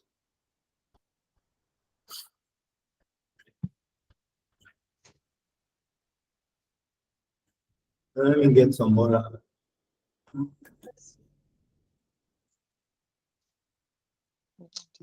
Day spring. Day spring.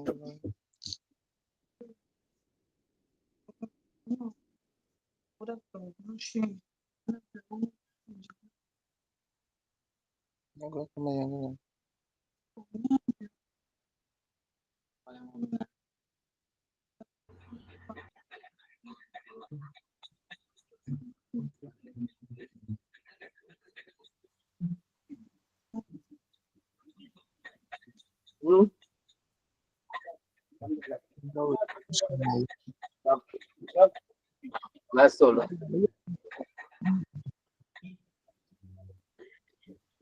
Well, I was on time, but No, now don't do that. Mute your mic.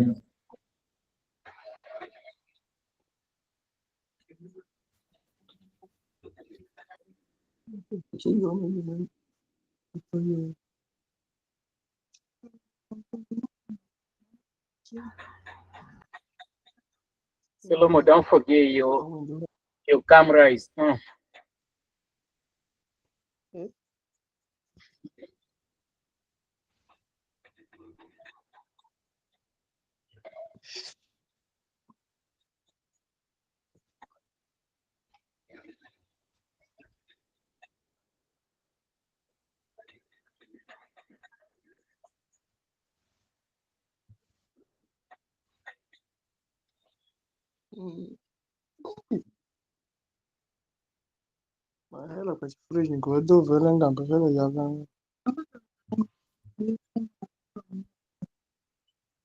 His brother.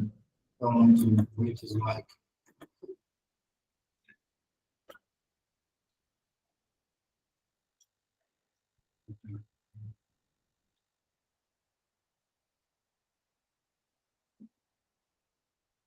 It's already 12 Okay, time. so let's proceed.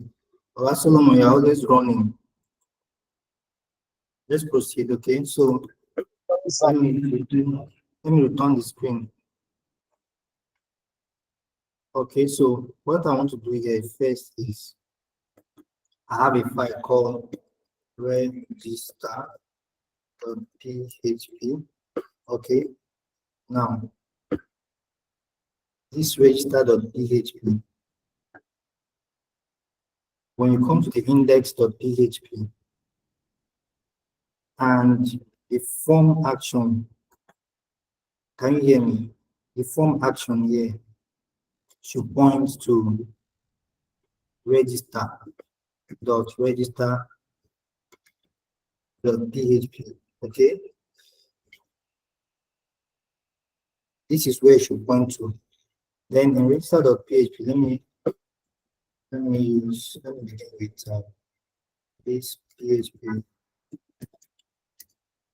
and then close on tab in between, so that you understand the code success. I don't know.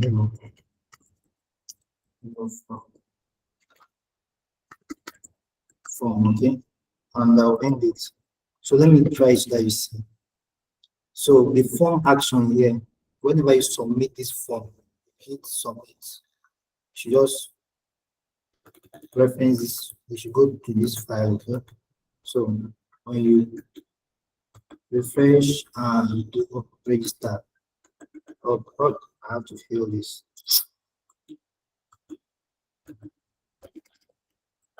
Okay, so it means it's working, okay? Can you see this? So now we will now begin to handle the form submission here in this form, okay? Are we together?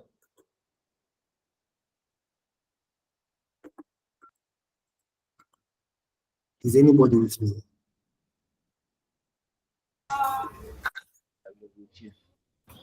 Yes, sir. We're together. Okay, let's Yeah, with you. very important. I want you to don't miss any of these steps here. Okay. Now, for you to be able to have a database, you have to make a connection to this database from your PHP. Okay. Before you're able to, I can just go ahead collect forms. When I collect all the form data in this file here, I need to send them to the database. But then in PHP programming, because it's the back end, for you to be able to access the store, which is MySQL has given to us by PHP admin here, you need to make a connection to the database.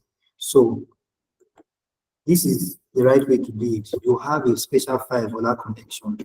We call it connect.php. Okay.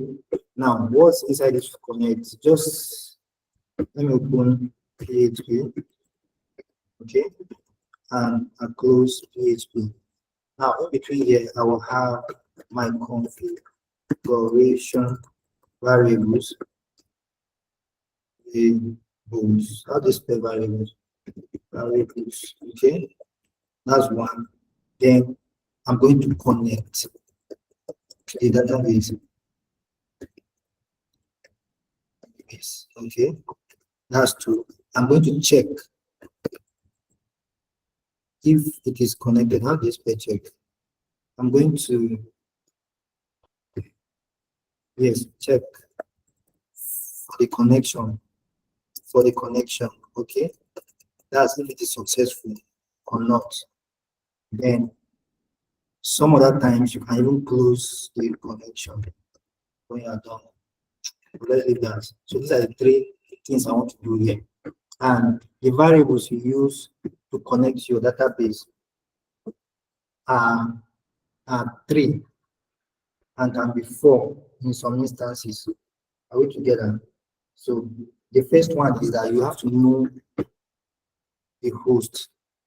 We say in PHP you use $sign to make your variable. So the first one is the DB. I'll use DB for database and then host. Okay, DB host. And my host, even your host will be local host.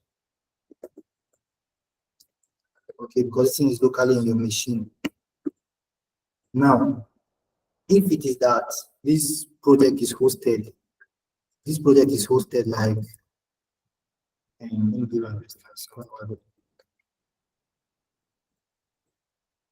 See my screen. Sorry.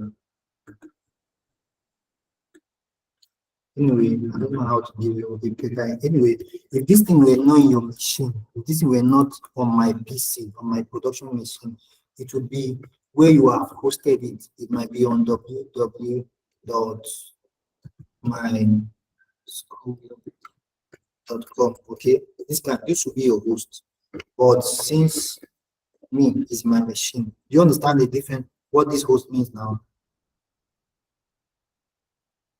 Yes. Good. So Yes. the next one is the DB user. Okay. The DB user is my user is root. Okay. So if you take this thing up online, because when most of the time when you'll be building with PHP, even if it's not PHP, if it is another backend technology like a framework enabled by PHP, Laravel, CodeIgniter, in fact, generally any backend framework, when you finish developing on your PC, now when you take it up, when you host it, you will change all these credentials to match what your current project state will be. If it is online, then you fill it with the online details. Okay. So usually a password for my own machine, the password is empty actually for now. Okay, but you will not do this when you are having a live project. Do you understand? The password cannot be empty. when you have this MySQL for an important project online, the password can never be empty. Are you understanding me? You must fix a good password so that nobody just open PHP my admin chat and he sees your project like this. Do you understand me? Yes. Then the next one is the name of the DB, the name of the database itself. That is this database that we have in project. So I'll just call it the DB itself. Database. The database name is project underscore T, right? This thing here. Okay. So now once we have these credentials, we can now go ahead to connect to the database. Okay. We have a variable called connect con or I don't know, just connect. Let me call it connect. Connect properly. Okay, it will be equal to I wish please don't be confused. Now to create a new MySQL object. Okay. To create a new MySQL object. Okay, and in this object, it accepts all these parameters. Okay, the first parameter of this object is the DB user. DB user. So why is MySQL having an I on it? MySQL okay. Now MySQL International, MySQL is not recent anyway because it's been old. Now this is the higher version of it. We used to have just MySQL before, but SQL made a lot of improvement and changes, and it became almost object oriented with their major updates. I don't know what year was that. So that came with MySQL okay. Okay. There's a mistake here. I think it's here. I did it close here. So this is it. If you do new MySQL okay. If you look at my screen, you see that it takes in a string of a host name, string of a username, a string of a password, a string of a database. It even goes ahead to take ports, sockets, and the rest. Okay, but we will you can actually work with just these three and supply the database name anytime you want to use it. But you can go ahead to use the four directly here. So the first one is a DB, the database host, okay, comma. The next one is the DB, the database user, comma. The next one is the password, DB. Let me mix it. Next one is the DB password. DB password. Okay, that's the password, and then comma the database name. Okay, so $database. Okay, good. Now it's simple. Okay, I'll have to end it. Now this is how you make a connection. Okay, so now I'm going to check for the connection or test. Let me use test for the connection. Okay, I'm going to test for the connection. Okay. Now I'll use if statement. If normal if block, let me use if else. Okay. Now how you do is if connect, okay, and there's an error. In JavaScript we use dots error, but in PHP their dot is this thing. Okay, Good. Now, if there is an error, then it simply means you can echo oops, something went wrong. Something went wrong. Okay. Then we also concatenate it with the error. In PHP, you use dots to concatenate two variables together when they are strings, right? So we use dots and output that connection error, dollar connection error.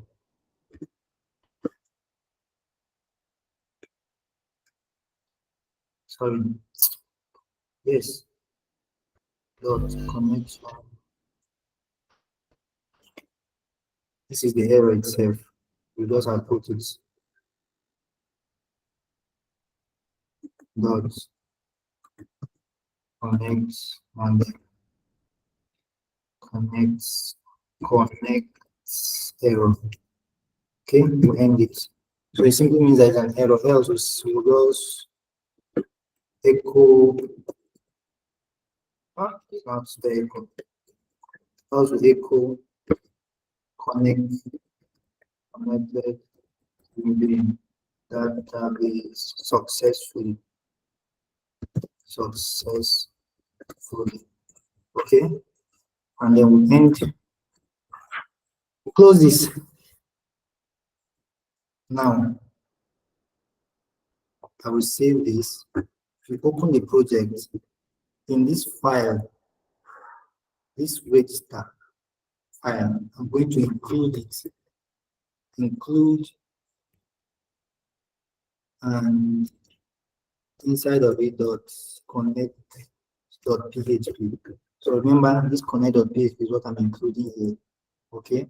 So, and this is the connect.php. We have variable we have connected to the database, and if it's connected, you should give this. If not, it will show the error. So I'm going to attempt to do that because I have already added the register PHP the form action. Okay, so when I do this, I'll come.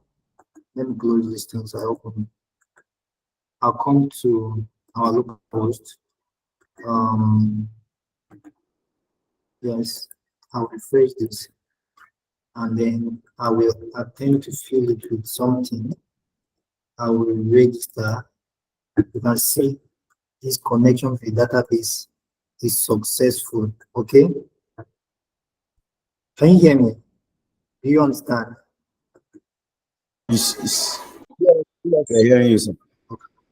So very Because important. it's not funny. It's not funny, but we're hearing you. All right. So sorry, it can be very tricky like this from the start, but that's why I don't want us to even do. The time is even fast spent. It's not good to actually be on a tutorial for a long hour. I just wanted, let me just try and even just round up what we want to do now, so that you'll not be overwhelmed. It's just need to, once we send it to the database and retrieve from it to log the user in, okay, we'll just pause for today. All together, because it's very important that you understand these things are showing you. So let me just go through it again. You understand? You know, when we Sami, started I can't see where. Sami, I can't see where you are writing. okay, currently I'm not writing it. No, as in, I can't see your code. The other part of your screen, I can't see it. Okay, now I can see it. Yeah. Okay. So I just want to go through the what we did from the beginning. Remember, we created this form, we styled it. Now the action attribute now is available. Before it was empty.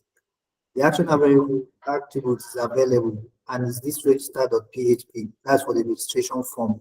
And what do we want to do with register.php? This is the register.php.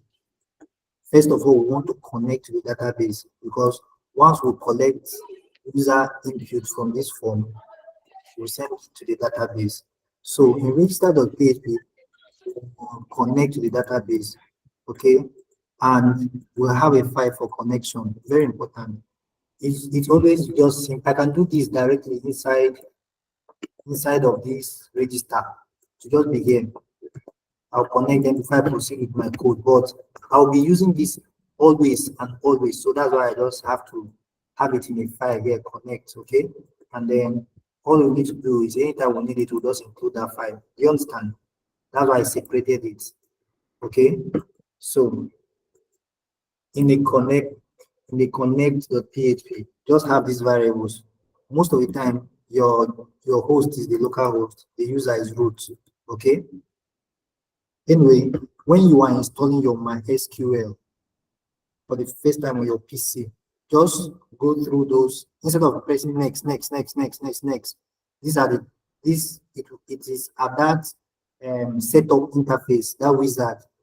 When you follow it, you will see that you can actually give the user something different from root and set your password there. Okay, that's how you did for the MySQL.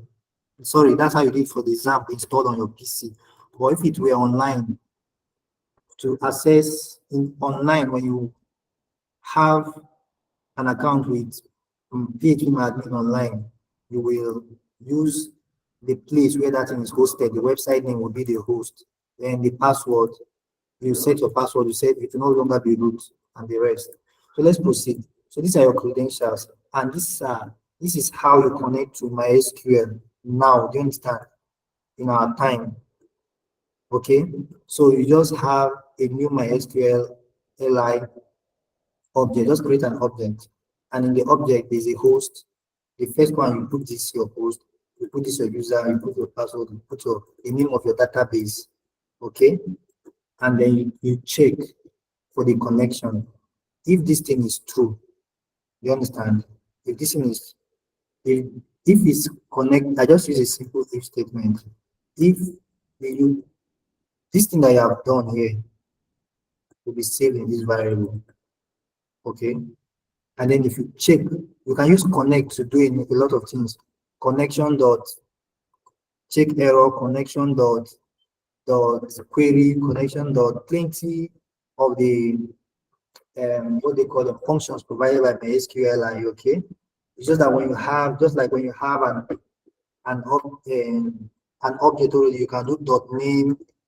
You understand? You can do dot whatever is inside that object. Okay, so the object you have created here has a lot you can do with. So the first is to check for error, dot connection error. We check if there is any error inside. If there is an error there, it simply means there is an error. I want to echo that error. Else I will echo successful.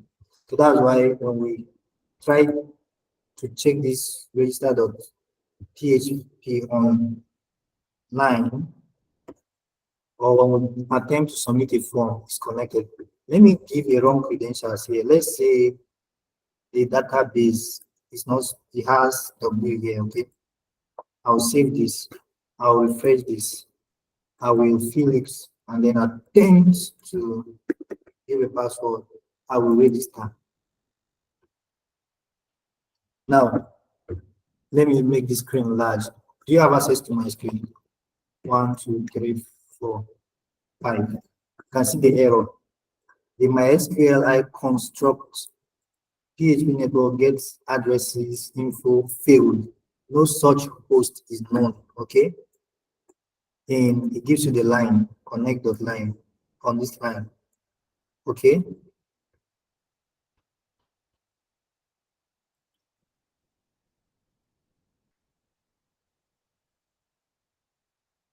so but however, when you come to fix it, because we just tampered with the host name, when we save it, we come, we refresh this. Yes, continue. You see connected successfully. Let me return this to the normal size. Okay, so let's proceed.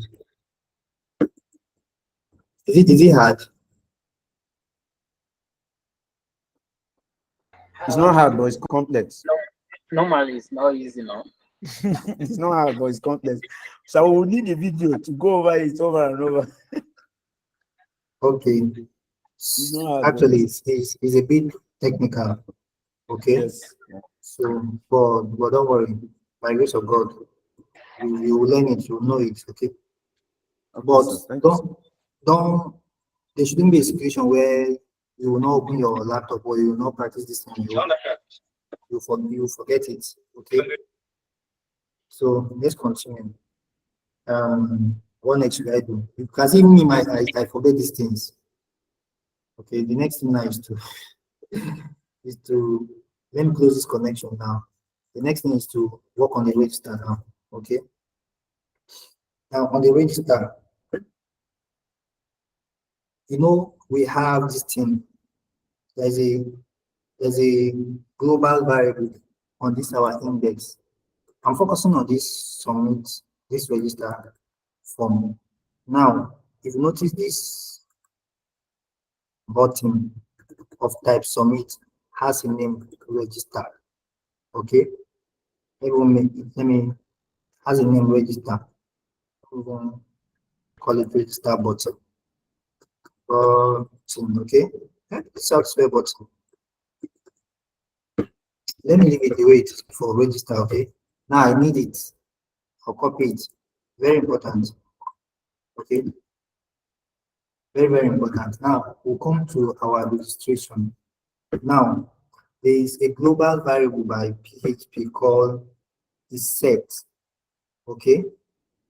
It's just used to it's provided by PHP already and it's global and it's accessible anywhere. So what I want to do is set is like this is a set. Okay, this is the variable, global variable. Okay, and then there is another global variable called $_ you can see all PHP variables. Now, most of these variables are global, you understand? Can be accessed from anywhere in the file. Okay, because they are global. PHP has made them available. You can see them post, server request, and there are just many session, cookies, env, files, and the rest. Okay, but most of the time we'll be concerned with the post or the get whenever we are working with forms, post and get, because either we want to post out of the form, like from the form you post, you can use an action of get. Okay, so these are the global variable we want to be working with, mostly this post, these two. Okay, and you use this how you use the post. Use the post and to get something from the form, you target the name of the form inside the string. What is that input field name? You name it first name. This is how you get it. Okay. Now let's begin. This is how I want to do it. I want to first of all check that has this registration button been clicked. If it's clicked, it will be set. They call it set. Okay. I'll come to registration. Excuse sir. Yes. Please come again about the get and the post. Just watch me. It's okay. I want to check if this button has been clicked. Okay.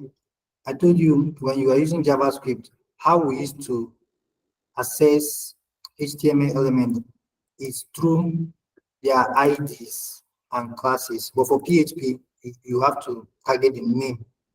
That's why this button has a name. Okay. And what I want to do now is just watch gradually. Maybe you understand as I demonstrate it. Okay. So I want to have an if statement. Okay, and if block, and then the condition is set. Okay, if is set, this variable is a global variable post. That is, if there is a post request, okay, this form has a method. Action is this. It has a method of post.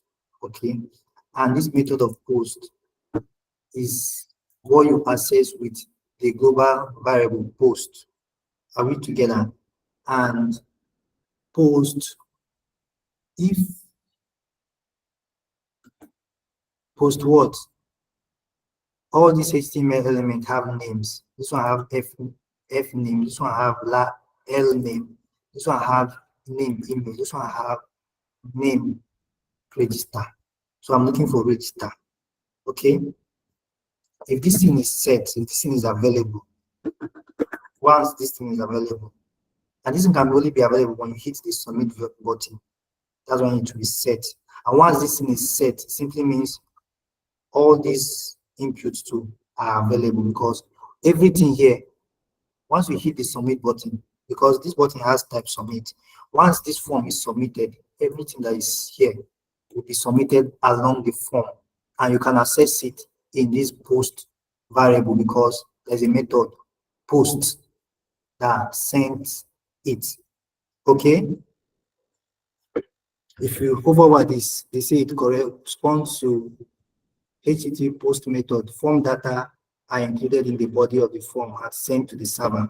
So whenever you hit send here, your request is post. Everything here, not everything actually, most of the things that you have already given name will be part of the request that will be sent to the server. And you can pick that, all of them, using this global variable of the server post. Okay, so what I'll be looking for is the first one. If it's set register, that when that form is sent and truly the register button is clicked. Okay, let me just do something. Echo, how do you spell echo? Echo submitted. Okay, form submitted. Form submitted. Okay. How am I having an error here? Okay, this page is not closed. Okay, so let's just try this. If truly that register works, form will be submitted. If not, there will be an issue. Then we'll begin to look for what the issue is. Okay, so let's go back. Okay, and let's refresh. Okay, so we'll attempt to submit this. Form submitted. Okay, let me manage this improperly, because we don't need to be seeing it every time. So you see, these are connect.php. Watch what I will do. If it is actually connected successfully, okay, all I need to do is I'll just return true. I'll return true. Okay, and that should be all. So that whenever it is connected successfully, we don't need to be seeing this connected successfully. Okay. Okay, form submitted. But they could hope you understand what I just did here. So simply means it's working. Whenever we click this, whenever we submit this form, we can begin to access the variables. So let me continue with the register.php. Okay, so I don't want to do this. So what I want to do now is I want to create my own variables. That will, the first variable I'll create will be first name, first underscore. No, let me use this name equal to. Now, in the form, the global, all the form variables are sent to the server. This is how you also pick them. You use the global post variable, okay, and you access the F name for the first name, okay, which will be this. Let me close this connect. Which will be this. This is our, when we submit this form to, remember the input has a name, F name here. Okay. So I want to pick what is inside of this F name. That's what will be submitted here. And what will be submitted here will be inside here. Okay. So I will do this for, sorry, I'll do this for also, I'll create a variable called last name, okay, equal to dollar post, and in between it, I'll write L name because that's the name of this input field in the form. The next one is dollar email, okay, will be equal to the global post variable, okay, and sorry, and the name of my email in the HTML form is called email. I'll end this. Then there's a password too, a password variable. Password is equal to the global variable post, and what's inside the HTML for password is password. Okay. Now, when I pick this password, okay, now I think somebody have asked me, because before you send this to a database, if I type 1, 2, 3, 4, 5, you can't see it. If I type 1, 2, 3, 4, 5 here, I send to database, you see it, but you will want to hash it, you want to encrypt it, okay, before sending into database. So what I will do is to encrypt. I want to encrypt password here, password. Okay, so it is a simple way of encrypting password. Okay, all I need to do, I still want to use the password, will be equal to this an encryption called MD5 that you can use to encrypt a file or a string. Okay, so I will just use this, and then in between it, I will pass the password. Where is my password? I pass the password. Okay, so when I do this, it simply means these details have been encrypted. If I like, I can echo one of these things so you see. Okay, I'll echo the first name, dollar first name, space. Let me just do this so that you understand. So if you click this form, submit,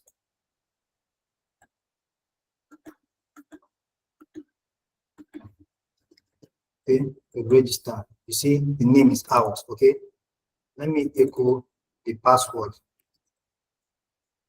Now I'm going to echo this password 2 times. I'm going to echo it before I hashed it, and after I've hashed it.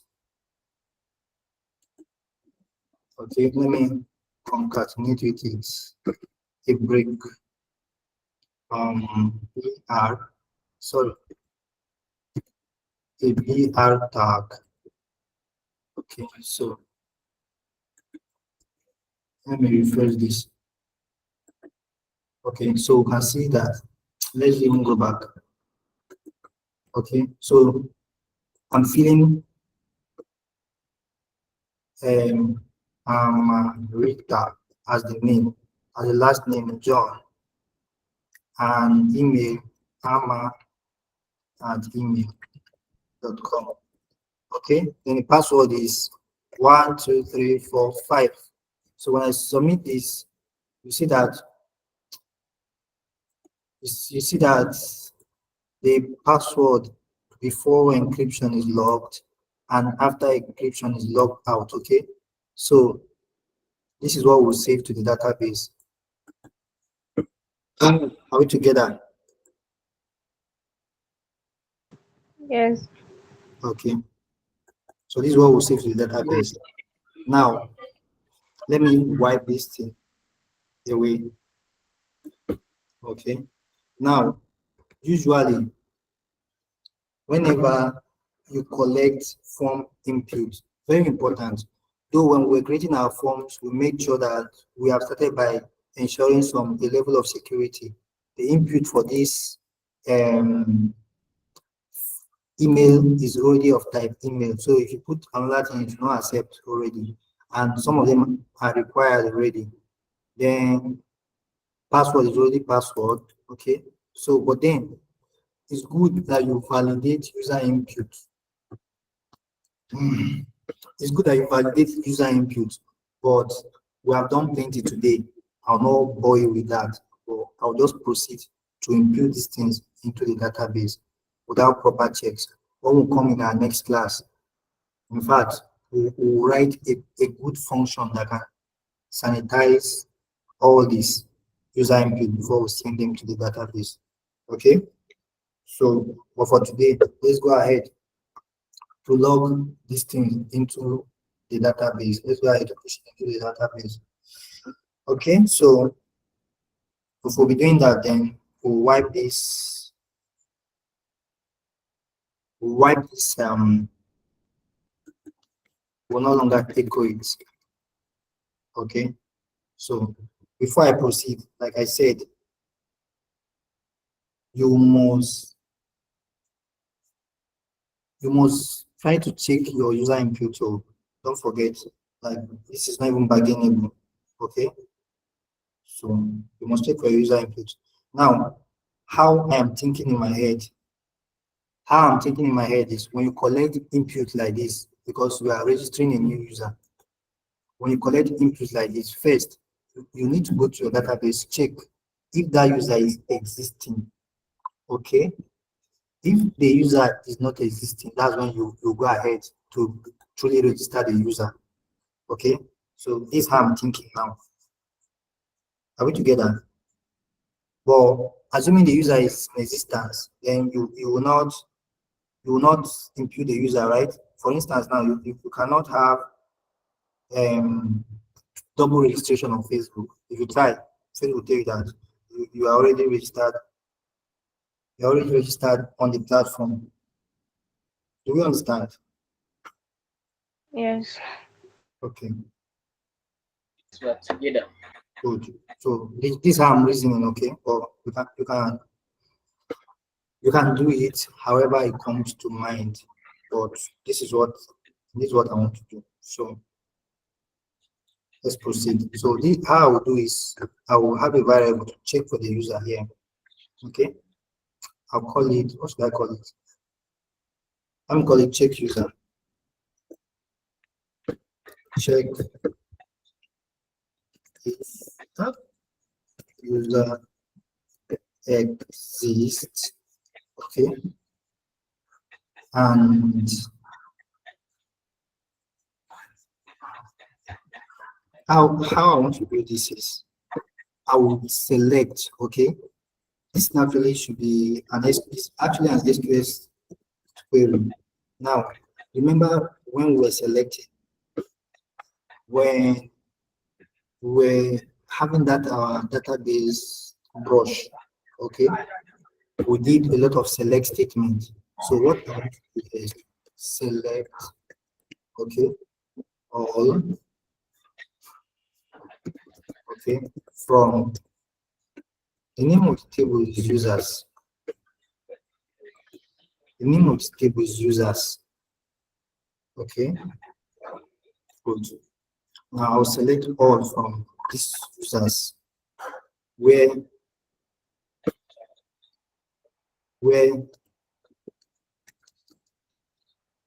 okay, where let me make this long. Where now let's use this email to verify, okay? Where the email, sorry, that's been small. Where the email is equal to dollar email. Now, what I am doing here, let me return this. What I'm doing here is this is the email I'm referring to here, okay? Where this email, whatever is saved in the email database, equals to this email that is coming from the form. From here, I just pick this. I'm just picking this email and then I'm searching in the database whether it exists. Do you understand that? Eh? Yes, we understand. Yes. Good. Then we have a result variable. Result. Okay. Okay, to equal to how we are to execute this SQL statement. And how you execute a statement is to ensure that the connection that, let me say this, is to ensure that the connect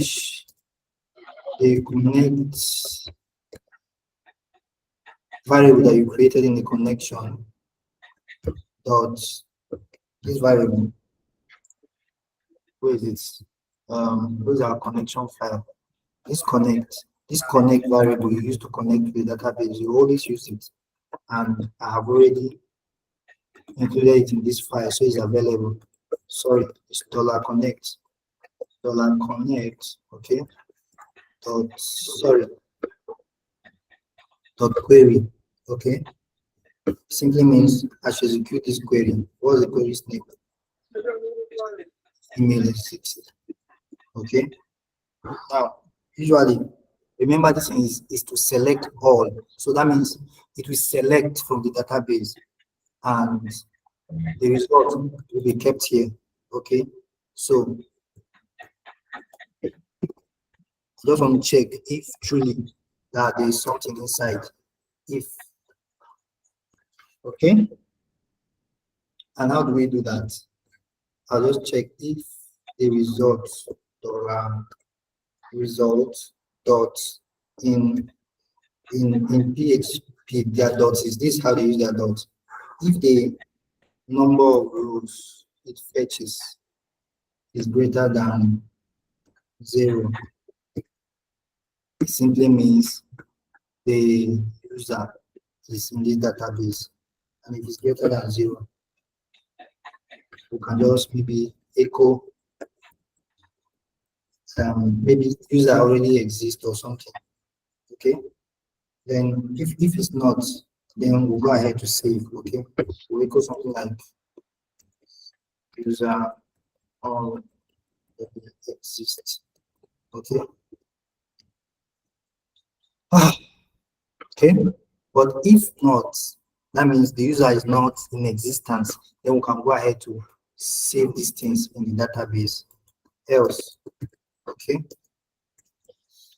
we'll prepare another query to insert.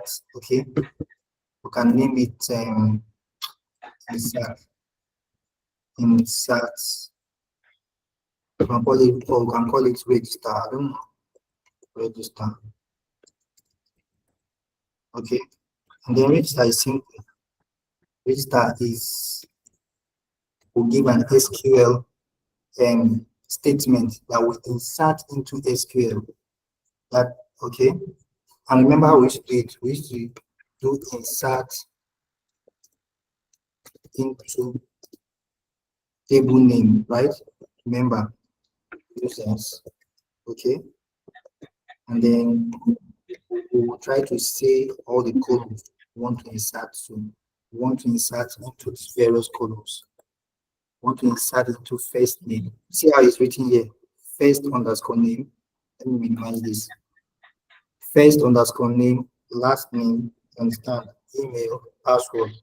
This is how we want to insert. So we'll come here, we insert into these columns. First underscore name, okay, comma. This first is not spelled well. This is very important. If you like, you can copy this thing. To avoid mistakes, you can do this. You can paste. Okay. But we don't have to always do that. But that's to avoid your first name into last underscore name. Okay, comma. We'll have we'll also insert into the email. Okay, comma, and then we'll also insert into the password. Okay, then let me make this thing big. Then we have values, right? And inside the values in bracket 2. Let me break this thing into a new line. Values. And then what are the values that we want to insert? Remember, in the value, you have to be inside comma. inside this double quotes, comma, okay, comma. See, we are going gently, but the first name here, we carry the first name, and look at our first name here, dollar first name, right? Then the next one is the last name, and we have collected it from the input field last name. So we have dollar last name. Okay. Then the next one is email. We have dollar email. Okay. Then the last one is password for dollar password. Okay. Then we end with semicolon. Now, if you notice, we didn't bother including the ID because automatically, if you might admin will increment the ID for us. Okay. Is it hard? Hmm? Is it hard? Somehow, sir. But Sir. we're following. Okay. Truth is sad. Okay. It's not very, don't worry. We'll brush over it again. Okay. But Okay. in all, I want you to understand it so that it will be very, very, very. No, sir. No, sir. Huh? So this is the register. This is the query. You understand? You usually, if you notice, at this place, I prepared the query and then I executed the query here. So now we have prepared the query again and we will execute this query. Okay. You can call it result or you can call it insert. This where you insert directly. Dollar insert. Okay.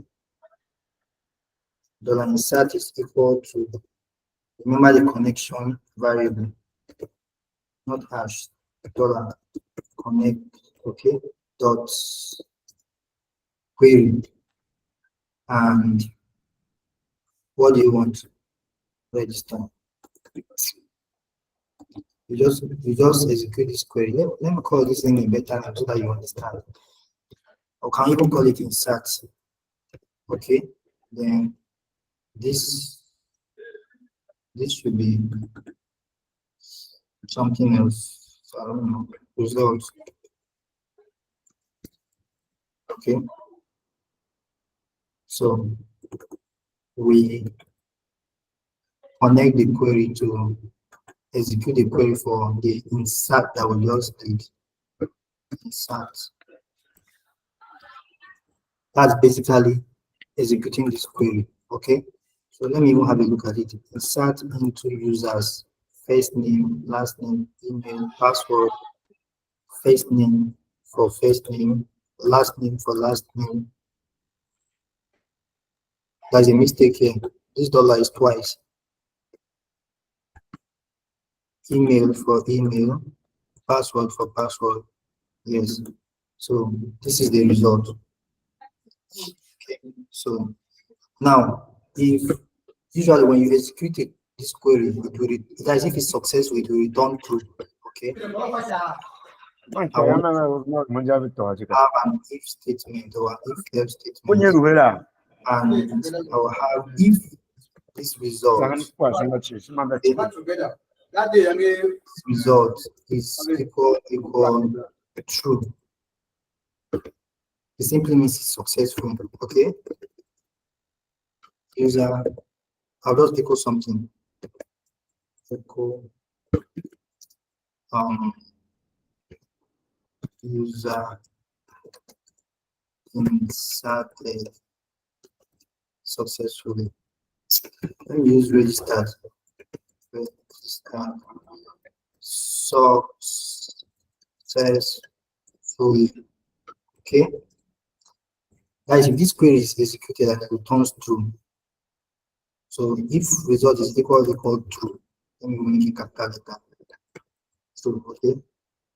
The same thing means the user have been registered successfully. Else, that means that there is an error. Okay. Echo can echo, or you can echo, oops, something went wrong. Is something okay? Space, then you concatenate it with the error, the connection error provided $connect and yeah, connect dot with dot error.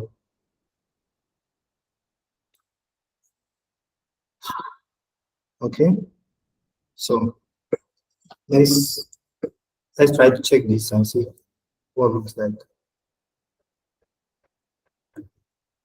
We'll close this, do this, come back here, we'll refresh, we have things. Let me fix my details. I have password of 1, 2, 3, 4. 1, 2, 3. Then I'll register. Okay.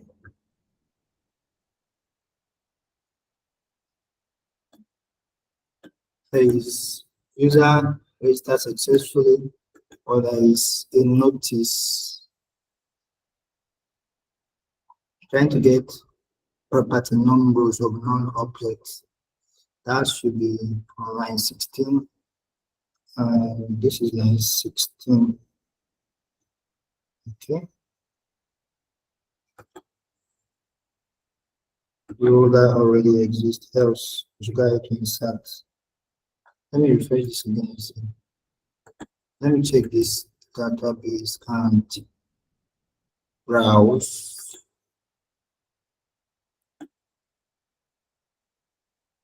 Okay, so we can see that this is added. But let me add another one. Let me refresh. Martins. Okay. JOHN John and Martins at mail.com. Password is 123. Register. Okay. So, okay, and it's successful. We refresh, we have name put. Okay, so let me check what is wrong.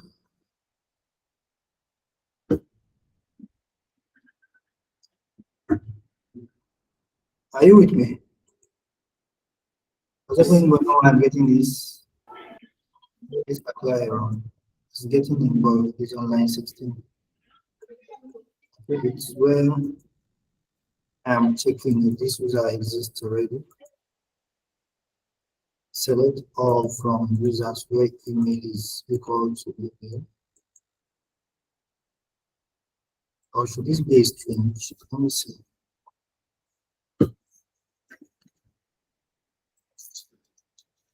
Okay, let me leave it as a phone. And let me save. Add again the third person.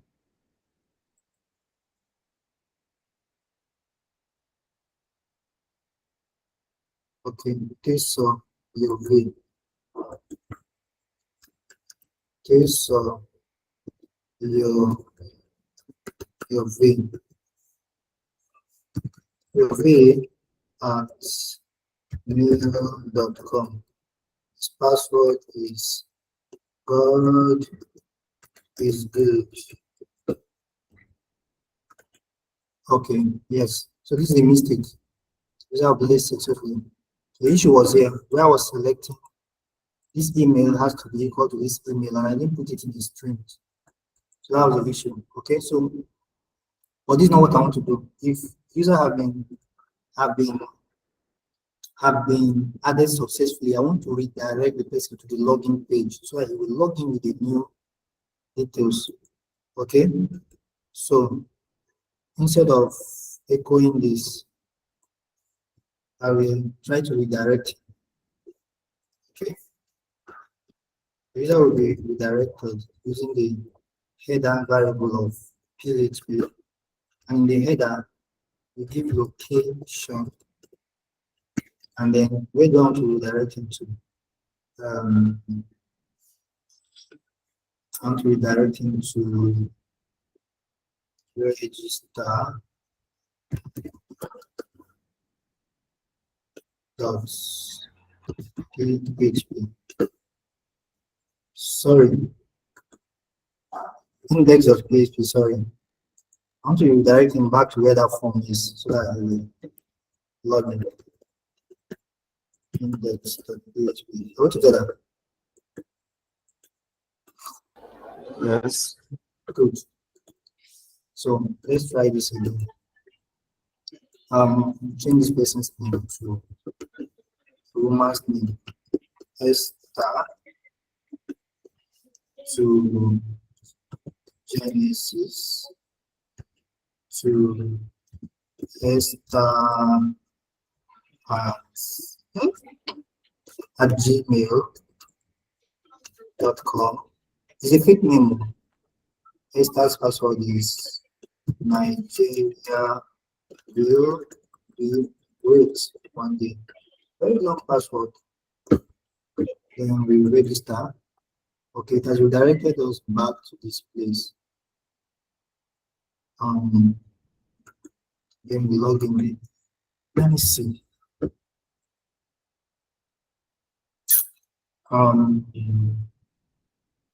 Let me log in with now. For logging in now, input an email. Hope you understand how that worked, right? The last person will just enter this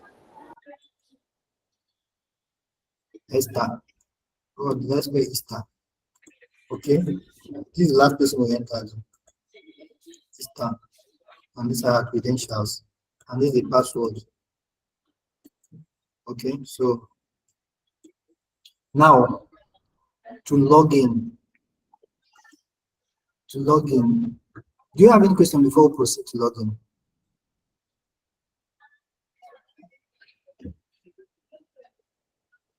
Yeah? Let's try to register somebody that is already registered in the database.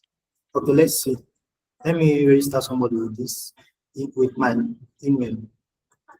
Okay, let's register. Okay, this is my email and the password I use is 1, 2, 3.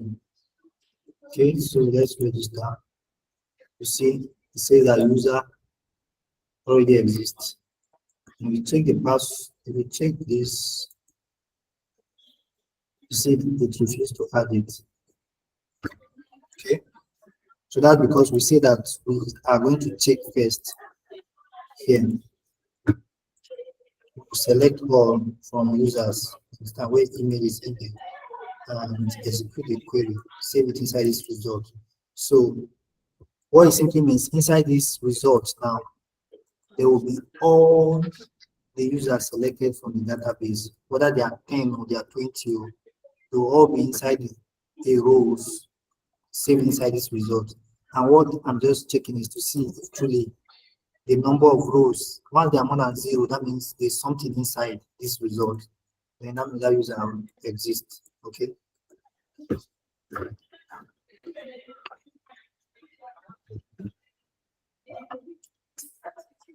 Any other question?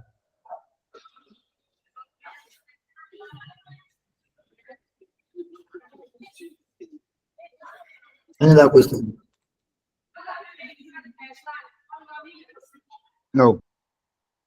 No, sir. Okay, no problem. We proceed to do a similar thing. Okay. Now,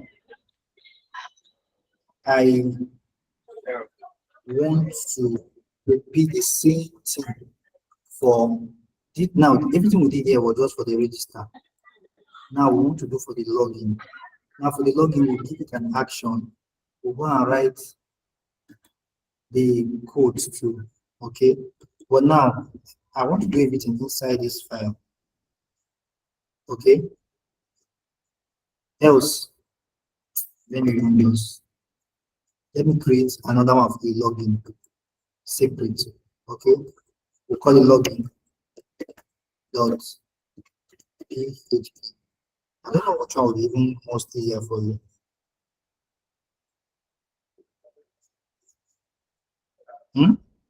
Let me just give it your own file.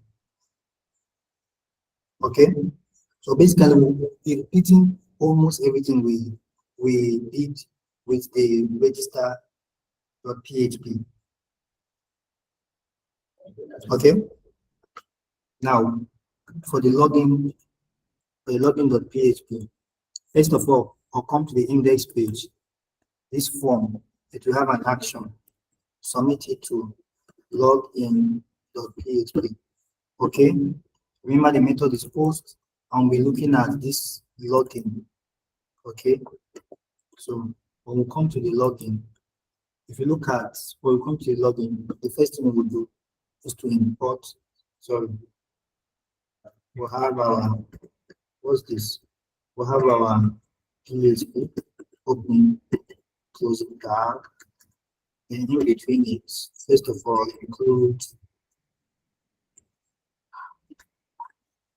we include that same connection file. Okay, connect.php, very, very important. Right. Okay, close. Okay, now when we include this file, we're going to have to check using the global variable, this the way we did here. Okay, so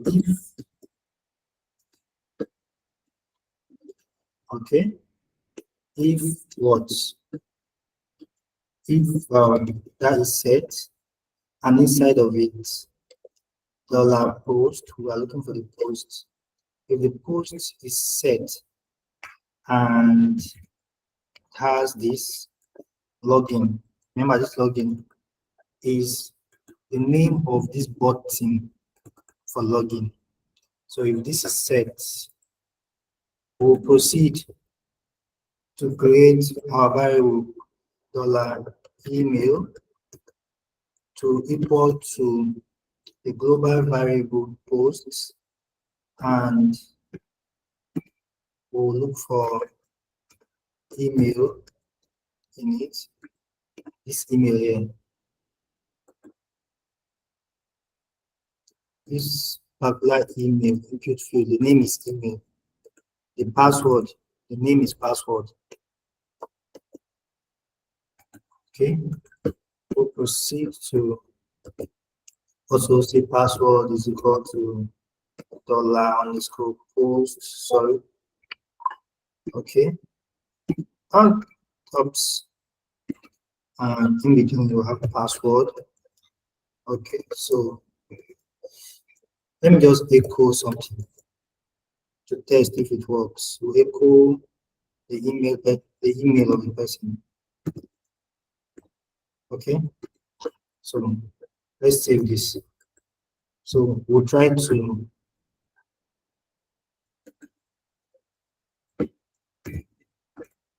come back here. Okay, I'm just trying to log in. So I'll just fill details. It can be anything, or I've not queried the database yet. Okay. Sorry, this thing has to be an email. Okay, we try to log in now. Oh, what's happening?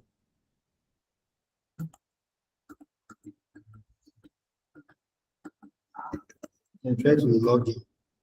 When you try to log in, it just pop out the email. Okay. This email is just what is on the field, or the login field. Okay. So it's just what we put on that field. So we are not doing anything with it yet. So that's us testing. That's all testing for the email, but let's proceed to do something better with it. Okay. So what I want to do is I want to prepare a query that will help us check. Okay. That will help us check the database if this thing is in existence. just something similar to what we did here. When we check, when we selected all this, and we saw that the user already exists. I think it's very simple, save. Not stress us. Or let me just write So it it's all. not simple. Okay, so okay, let me go through it. Don't worry. It's actually hard, but if I tell you it's not simple, it makes it easy, okay? So it's actually it's not hard, it's simple, okay? So Let's take it that way. I'll just check if user exists, something like before. And all I'll be doing here is, let me make it a large screen. All I'll be doing here is to do that select query, okay? Select, okay, all from users. Ooh, this is the name of the table where want to check with the email, okay? Where on the database table is this email, okay? So where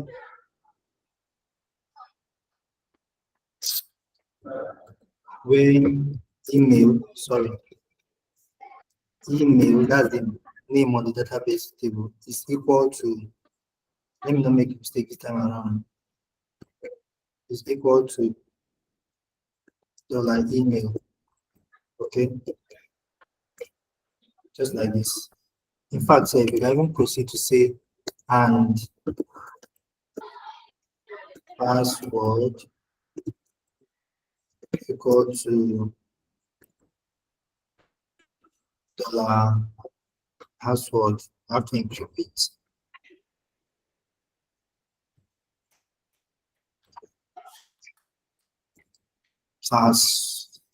What am I doing? $password. Okay. Should I click this in before I even check? Let me see if it doesn't work out, then I'll equip it. But usually it should want to check. Okay.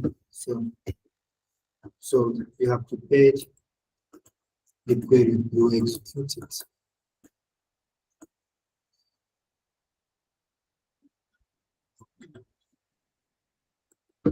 Okay, so I have a result variable for the execution of the query.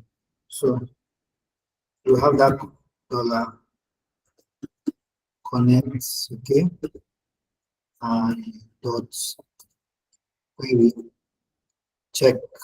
This is the query we want to execute. Check if user exists. Okay, so this is where we execute and check this query. Now we have an if statement, if block. I'm getting tired of it. I'm sure you're getting tired too. Okay. Hope we understand what we're doing from the beginning here.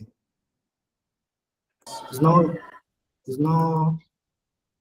almost everything we did at the beginning here. Okay. We selected, we check if that user exists already.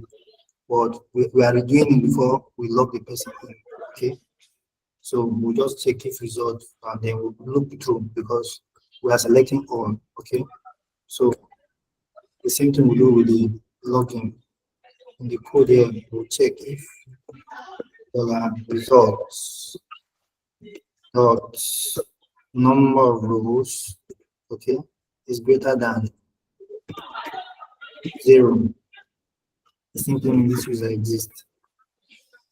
If it is, then we take the user to we redirect the user to location. If it is, hold on, location.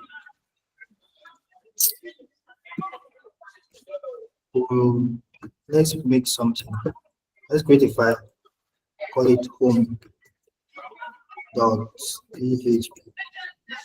Okay, and in it we will just say Well, each one that just say welcome to our app. Okay.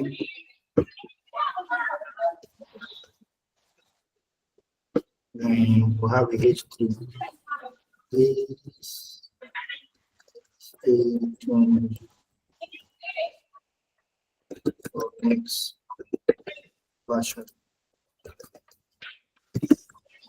Okay, so this is our, let's assume that this is our home page. You understand? And after login, we want the user to come to this place. So this is the login location.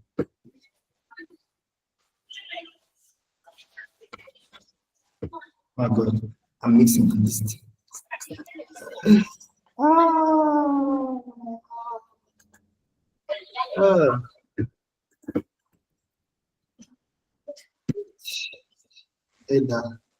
And then in between here is location. Location, semicolon, home.php. Okay. And then close. Else. That means equal something. User does not exist. Okay. Kindly register. And then we end.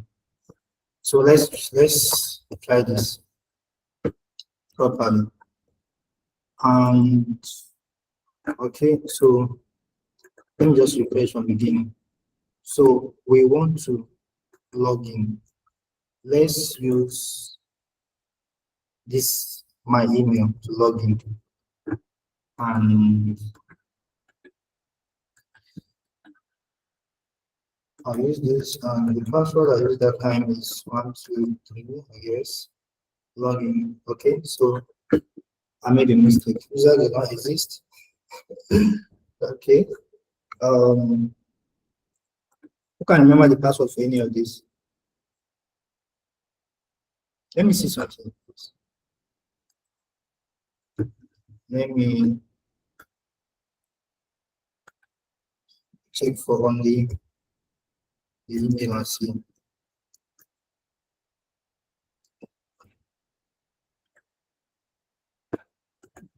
Okay, so let me go.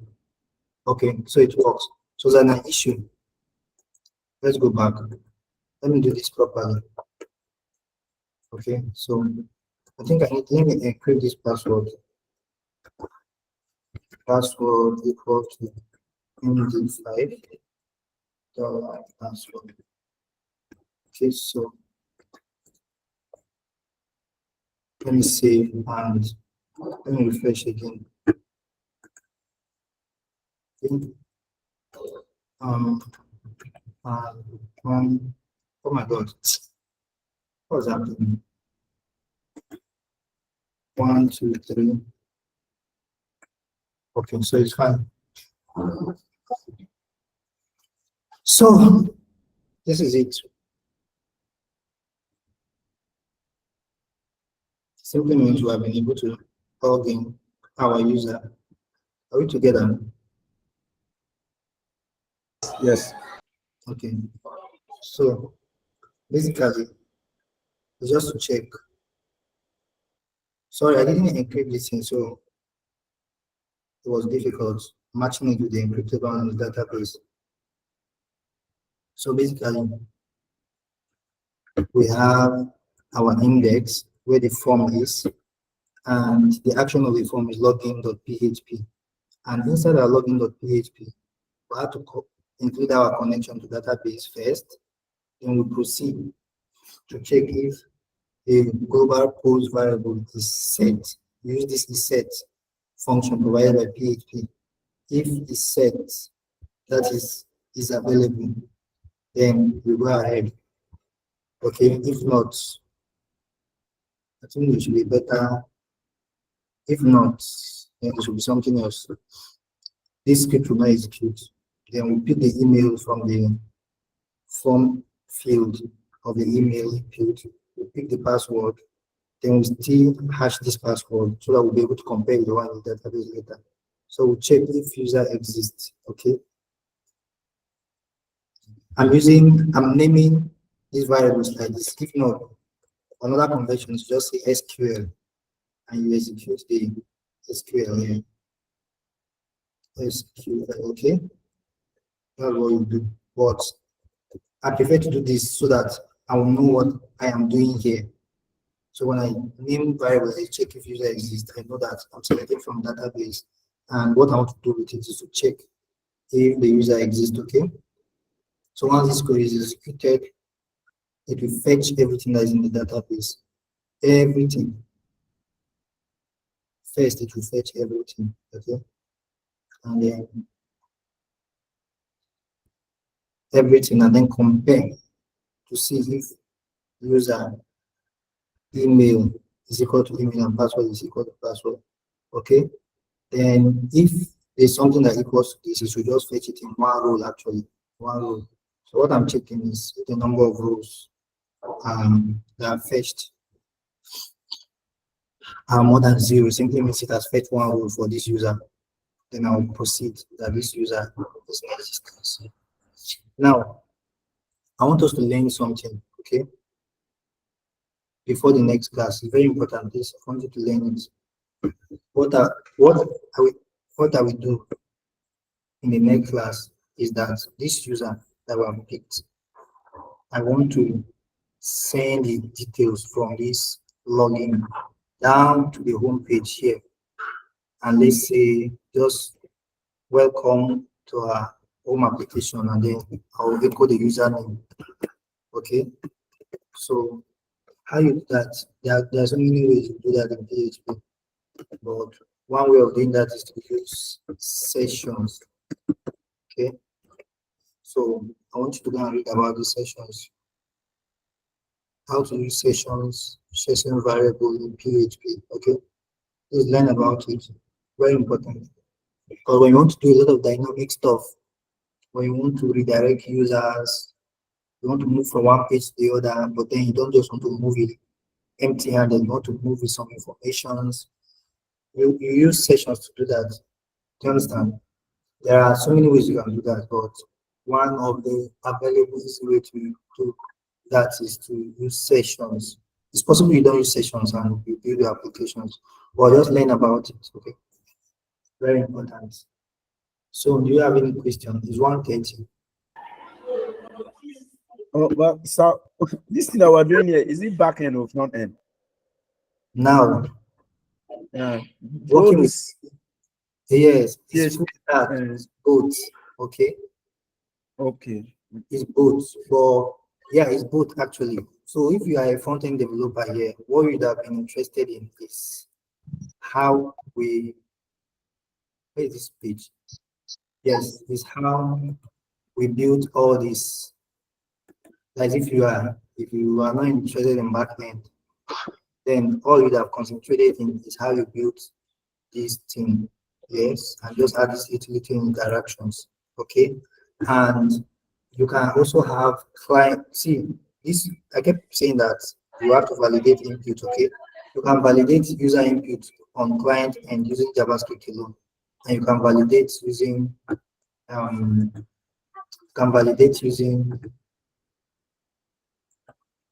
PHP on the back end.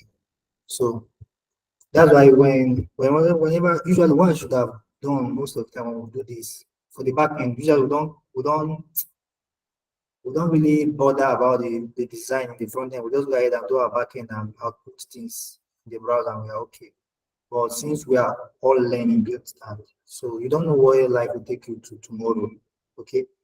Now, as I'm speaking today, I had an interview before this class. That was around, is it 7:30 a.m.? Somebody called me that I should please just attend to an interview.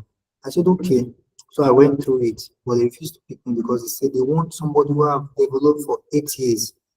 And I have developed for only 5 years. Okay. So I don't know the guys. They are in India. So I think I need to even update this thing properly. So my active development have been just 5 years. So and then what were they looking for? They were looking for JavaScript. We were looking for, I didn't have PHP here. We're looking for JavaScript, PHP, Laravel, and React. Okay. So they just wanted you to have knowledge in JavaScript, PHP, React.js, and Laravel. And I have all this, but then not up to 5 years. So since you are joining, do you understand? Whenever they come to look for front-end developer, maybe you might be able to have something to do to offer. You have a job. You're looking for a back-end developer, you have something to offer, you have a job. You're looking for a full stack, both back-end and front-end, you have something to offer, you have a job. Do you understand? So let's proceed. So that's just it. So let's proceed. Let me see. Bootstrap. If you're a back-end developer, most of the time when you're building applications, you have a front-end developer who have built. You have a front-end developer that will just give you this thing. Where is this file directly? Control B. You just have a front-end developer that will give you all these things. That's the design now. So it's you who will come, try to see this thing that the front-end developer have given you. Look at it. Most of the time, the front-end developer self are lacking. It's you who will come and fix here. Maybe there is no name. It's you who will come and give a name to it. Arrange it properly because you need to target them behind the scene. And also you too, the front-end developer, you consume back-end technologies like back-end product like APIs provided by the back-end developer. That's the front-end developer. I wish we can do something with API before. Anyway, I cannot teach. I hope it's just that one cannot teach everything, but let's proceed. So this is where I want us to stop for today, okay? I don't want us to do much. Are we together?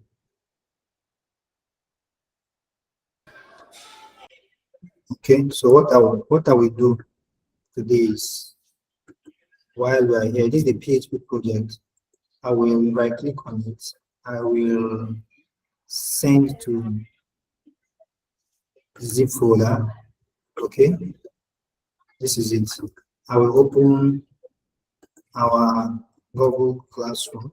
Okay, I will upload it so that you both have access to it when you want to practice at home. Please practice. Okay, I got it. I'll make an announcement to the both classes.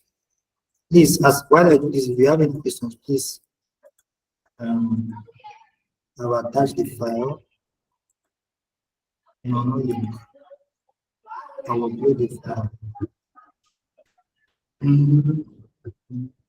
About, I'll go to my PC, CPR, PC docs, this project. Oh, not this. This. I'll open. Okay, so hello. Hello. Hello.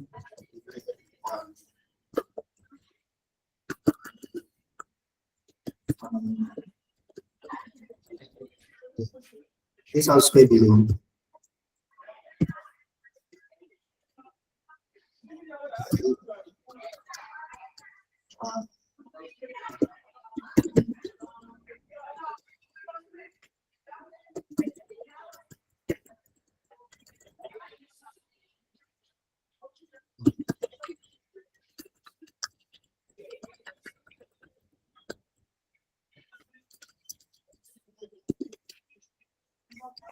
Okay. So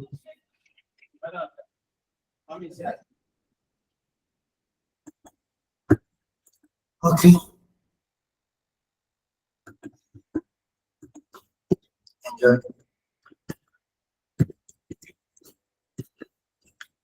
Okay, so Hello, sir. Yes, please. So can you one of those days find time and go over how to fetch data from the database using JavaScript? I don't understand.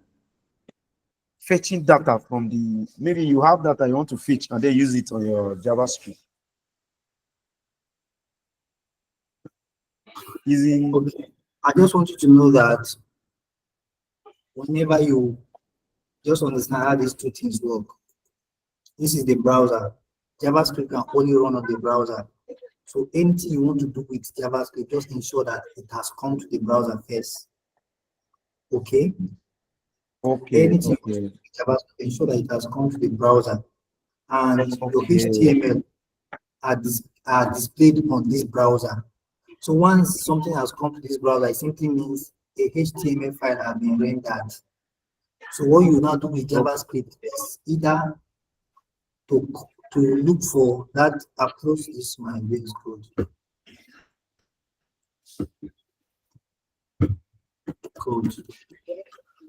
So what you aim to achieve with JavaScript is to ensure that what have been rendered in the browser is usually this HTML, and you can fetch anything that is already on the browser, fetch it.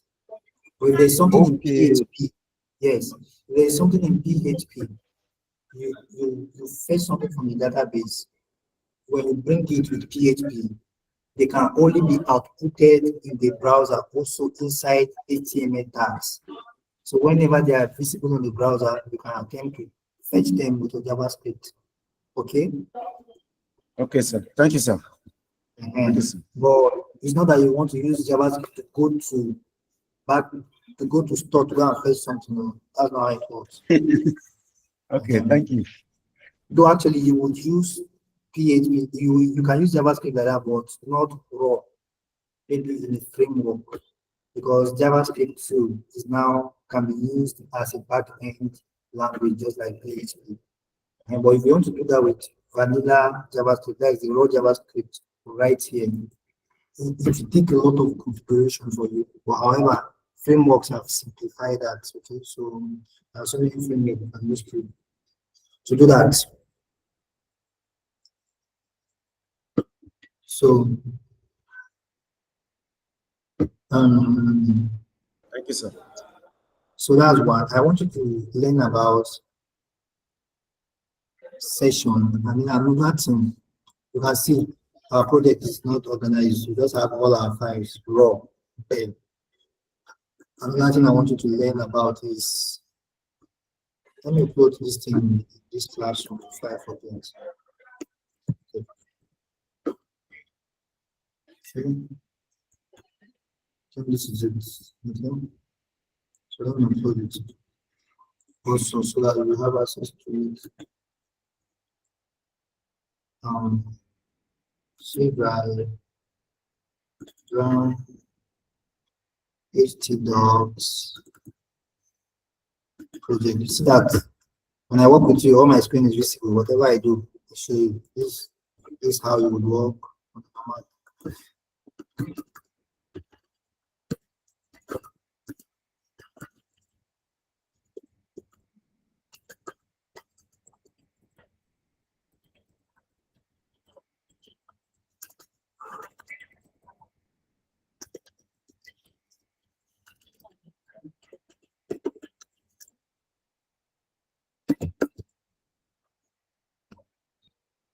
Okay, so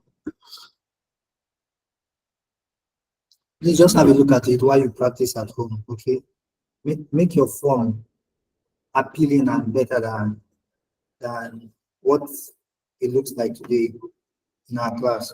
Make sure you add the icons yourself.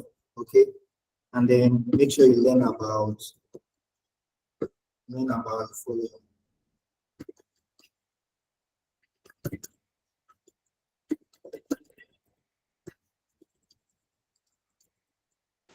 Follow. Thank you, sir. Learn about the following one. Sessions.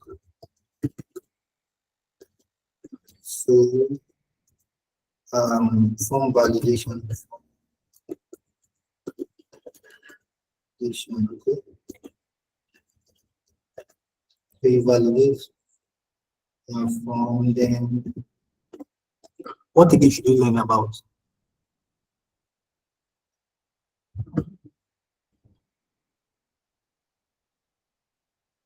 Hmm?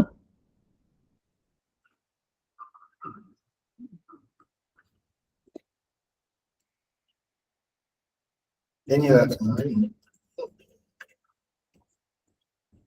So we'll continue in the next class. Do you have any question?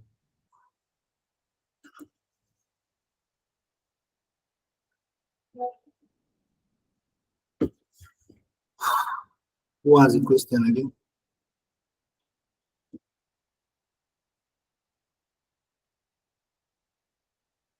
Hello? No question, sir. Okay. So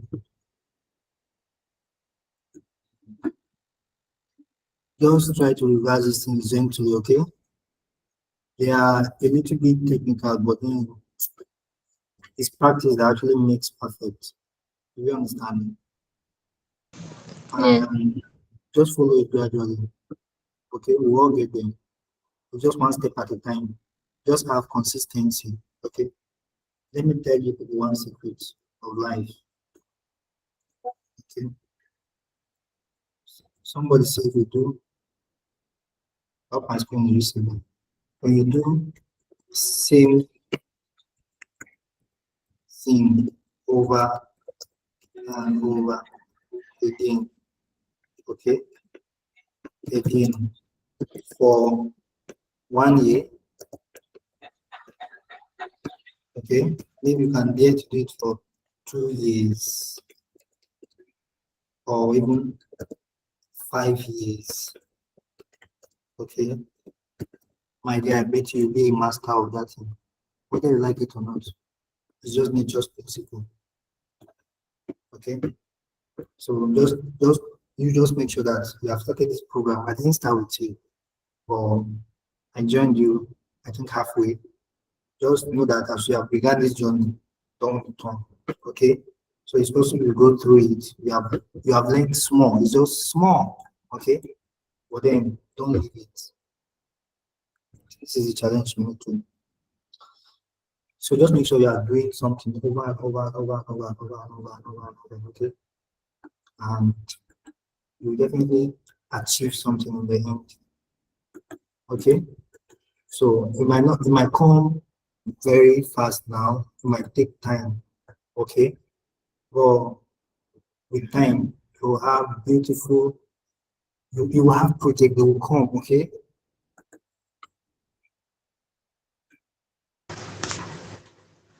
Okay. 2 hours, Yes, sir. Thank you, sir. 2 hours coming of it, okay? This Sir, is somebody thank I you. work this is somebody I work for. And let me show you something. Let's be practical here. This guy has 2 updates. I will open it so that you see what it's like working for people and with people. Okay, so they are taking their time to make changes. Okay. These are all their corrections. Done, done, done, done. There is this one that is undone. Outstanding. So that was in meaning. And what was it? Nomination categories. Select any of the categories below and provide 70 information of the 76 figure has been updated to this. Okay. Over the 100 for females. You may state over 100. Okay, so the person is not even details. So I don't know what page this thing is. State any of the categories below. Okay. Anyway, I'll open this page. Outstanding. And this one, they need this figure here. So this is this website. power of 100/WPL. Okay. I'll just log in and I'll view the website.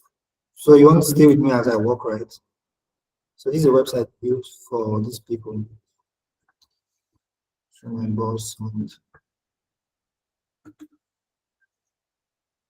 this is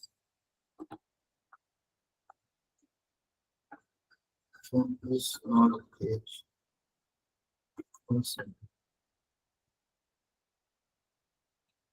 It's not this page.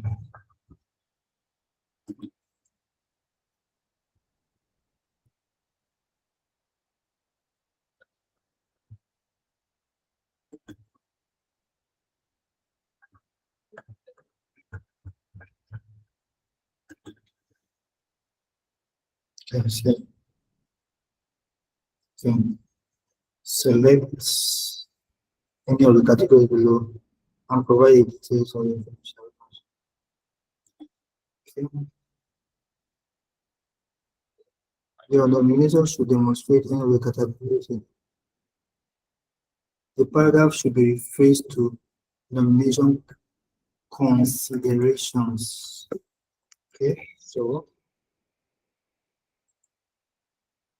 Okay, so this website is built David Builder and can build on the back end and on the front end. So whatever you build can be accessible on the front end and can make changes directly then. So this is WordPress. Okay, so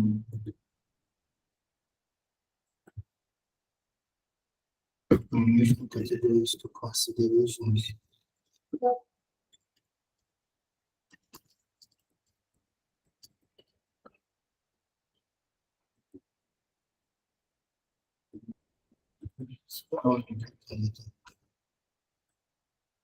Okay, next is your nomination should demonstrate any of these. Please provide details. Okay, please should go into this place.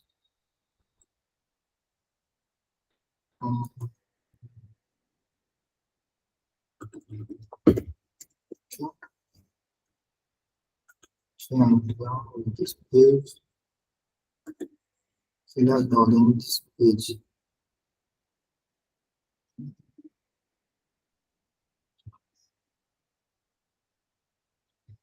What is this one?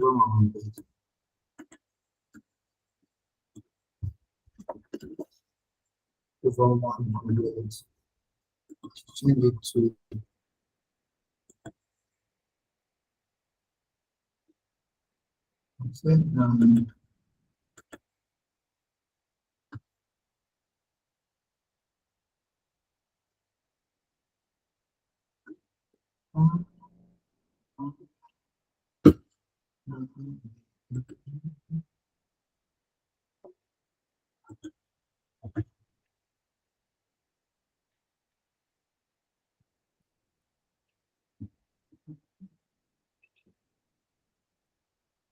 over 760.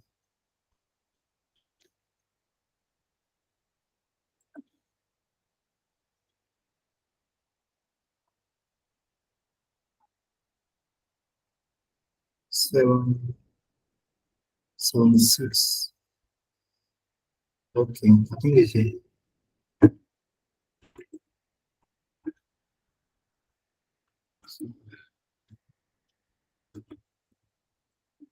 mistake over one. So that's not the top one. So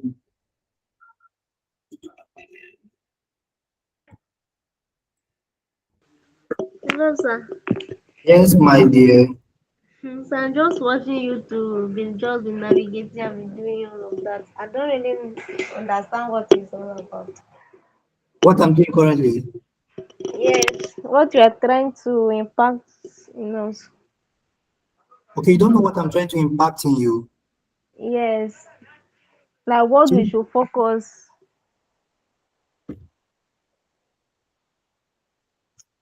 The regards class, to the class has ended. generally, are you speaking of generally or this thing I'm currently doing? Say this thing that you're currently doing. The class Or have it's not for us. the class have ended. I'm just trying to make changes to a work I've done for somebody. And And I I'm feel, just here confused. yeah, I just feel maybe you can just have a look and see how you work in Okay. real life with somebody, okay? So this man have sent this thing. So I'm going to just reply him now on WhatsApp. Okay. Outstanding changes have been attended to.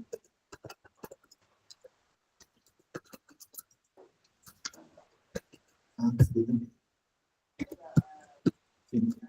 then I'll also copy him and with this one I'll send.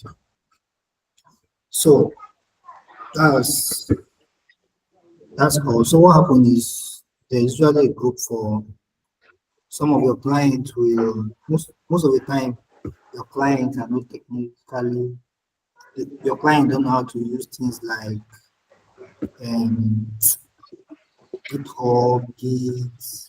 What they know, they're just regular human beings outside that have WhatsApp.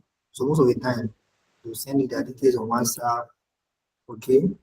So you Hmm. just get to WhatsApp group for any of the job that you have with any client outside, you communicate with that client, okay? That's what you do. Okay. Thank you, Nathan, for your speedy response. My pleasure. It's not my pleasure because I'm looking for one. Okay, so that's that about that. Okay.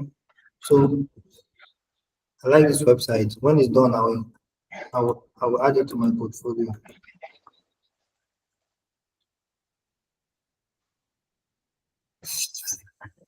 So it's cool. Then another thing again, just an advice. Learn how to build website with WordPress. Do you understand? Yes. Hmm? Very, very important. You see this website. If So, you are so you I've are started. I downloaded it. I installed it. I started like going through it, but at the point it was complicated. I don't know whether you will refer me to a video that I can watch and be able to start up. no problem. Don't worry, you don't have problem. Okay. Okay, thank you. Yeah. But once you know HTML, CSS, JavaScript, PHP very well, then you'll be able to use WordPress because you see this website is looking like this. Like though it's WordPress, but there are so many custom codes that I've written. You understand? To ensure Yeah. that it work out very well. All these Okay. things, yeah, all these things that are here going on here. This is JavaScript code. Just making this thing very, very fine. But please learn WordPress because it gives you sharp money. Okay? Because you see this website, you can code it from scratch. Or Yeah. you don't have to do that when WordPress is there. Okay? You want to code this thing from scratch, believe me. If you're a very, very good developer, it might take you more than a week, maybe 2 weeks. The pages in this website are much. Okay? Might take you a lot. But with WordPress, just give me like if I don't do anything in 2 days, I'll finish it. So in fact, my target for any website I have for WordPress is 1 week. No matter how complex it is, maybe it will just exceed that 1 week. And you see clients who just say, I want a website for my company. I want a website for my brand. And these people, you give them a website, they will make changes. You see these people, I want to draw your attention back to where this group started. This is on the 8th, this is 27th, this is August 27th. August 27th was where this is their Figma design. You understand? They gave me Figma design and I picked it, and this is their details. Okay, so I was done as at on the 27th. That's 3 days to the month end. Then September 9th, I had finished. So these are they making their listing. But just that I want to tell you how clients work. They'll be making changes, they'll say change this, they'll say change this, change this, they'll say change this, change this. So if it is raw code, you understand, if you have built it with React or you have built it with Laravel, you notice that you bring all your code to your computer system, you will make changes to them on your computer system, then you now upload them to the hosting server where you do for every dot you change. Okay. So these are their changes, these are the changes, these are their requests. They keep coming. So that's why it's good to learn WordPress, and there are some jobs you use only WordPress. Does it mean if you are using WordPress, you don't have to undergo all those processes before you be able to like make change on this website? Yeah, you can, yes, you can build WordPress on your machine and then take it from up online on the hosting. But WordPress has gone so far to the point that see, this thing is already hosted online. Can you see it's hosted on Yeah. this domain? Now, I don't need to bring this whole thing to my laptop before I make changes. Right inside of this hosting, I'll be able to make these changes. Okay? Okay. So WordPress, once hosted, is easy to work on them. So that's that about that. Okay. So this is the back end of WordPress. These are the pages. Up to 13 pages. Okay. So we can make some funny modification to them here, modification to them here. And at the same time too, let me show you something.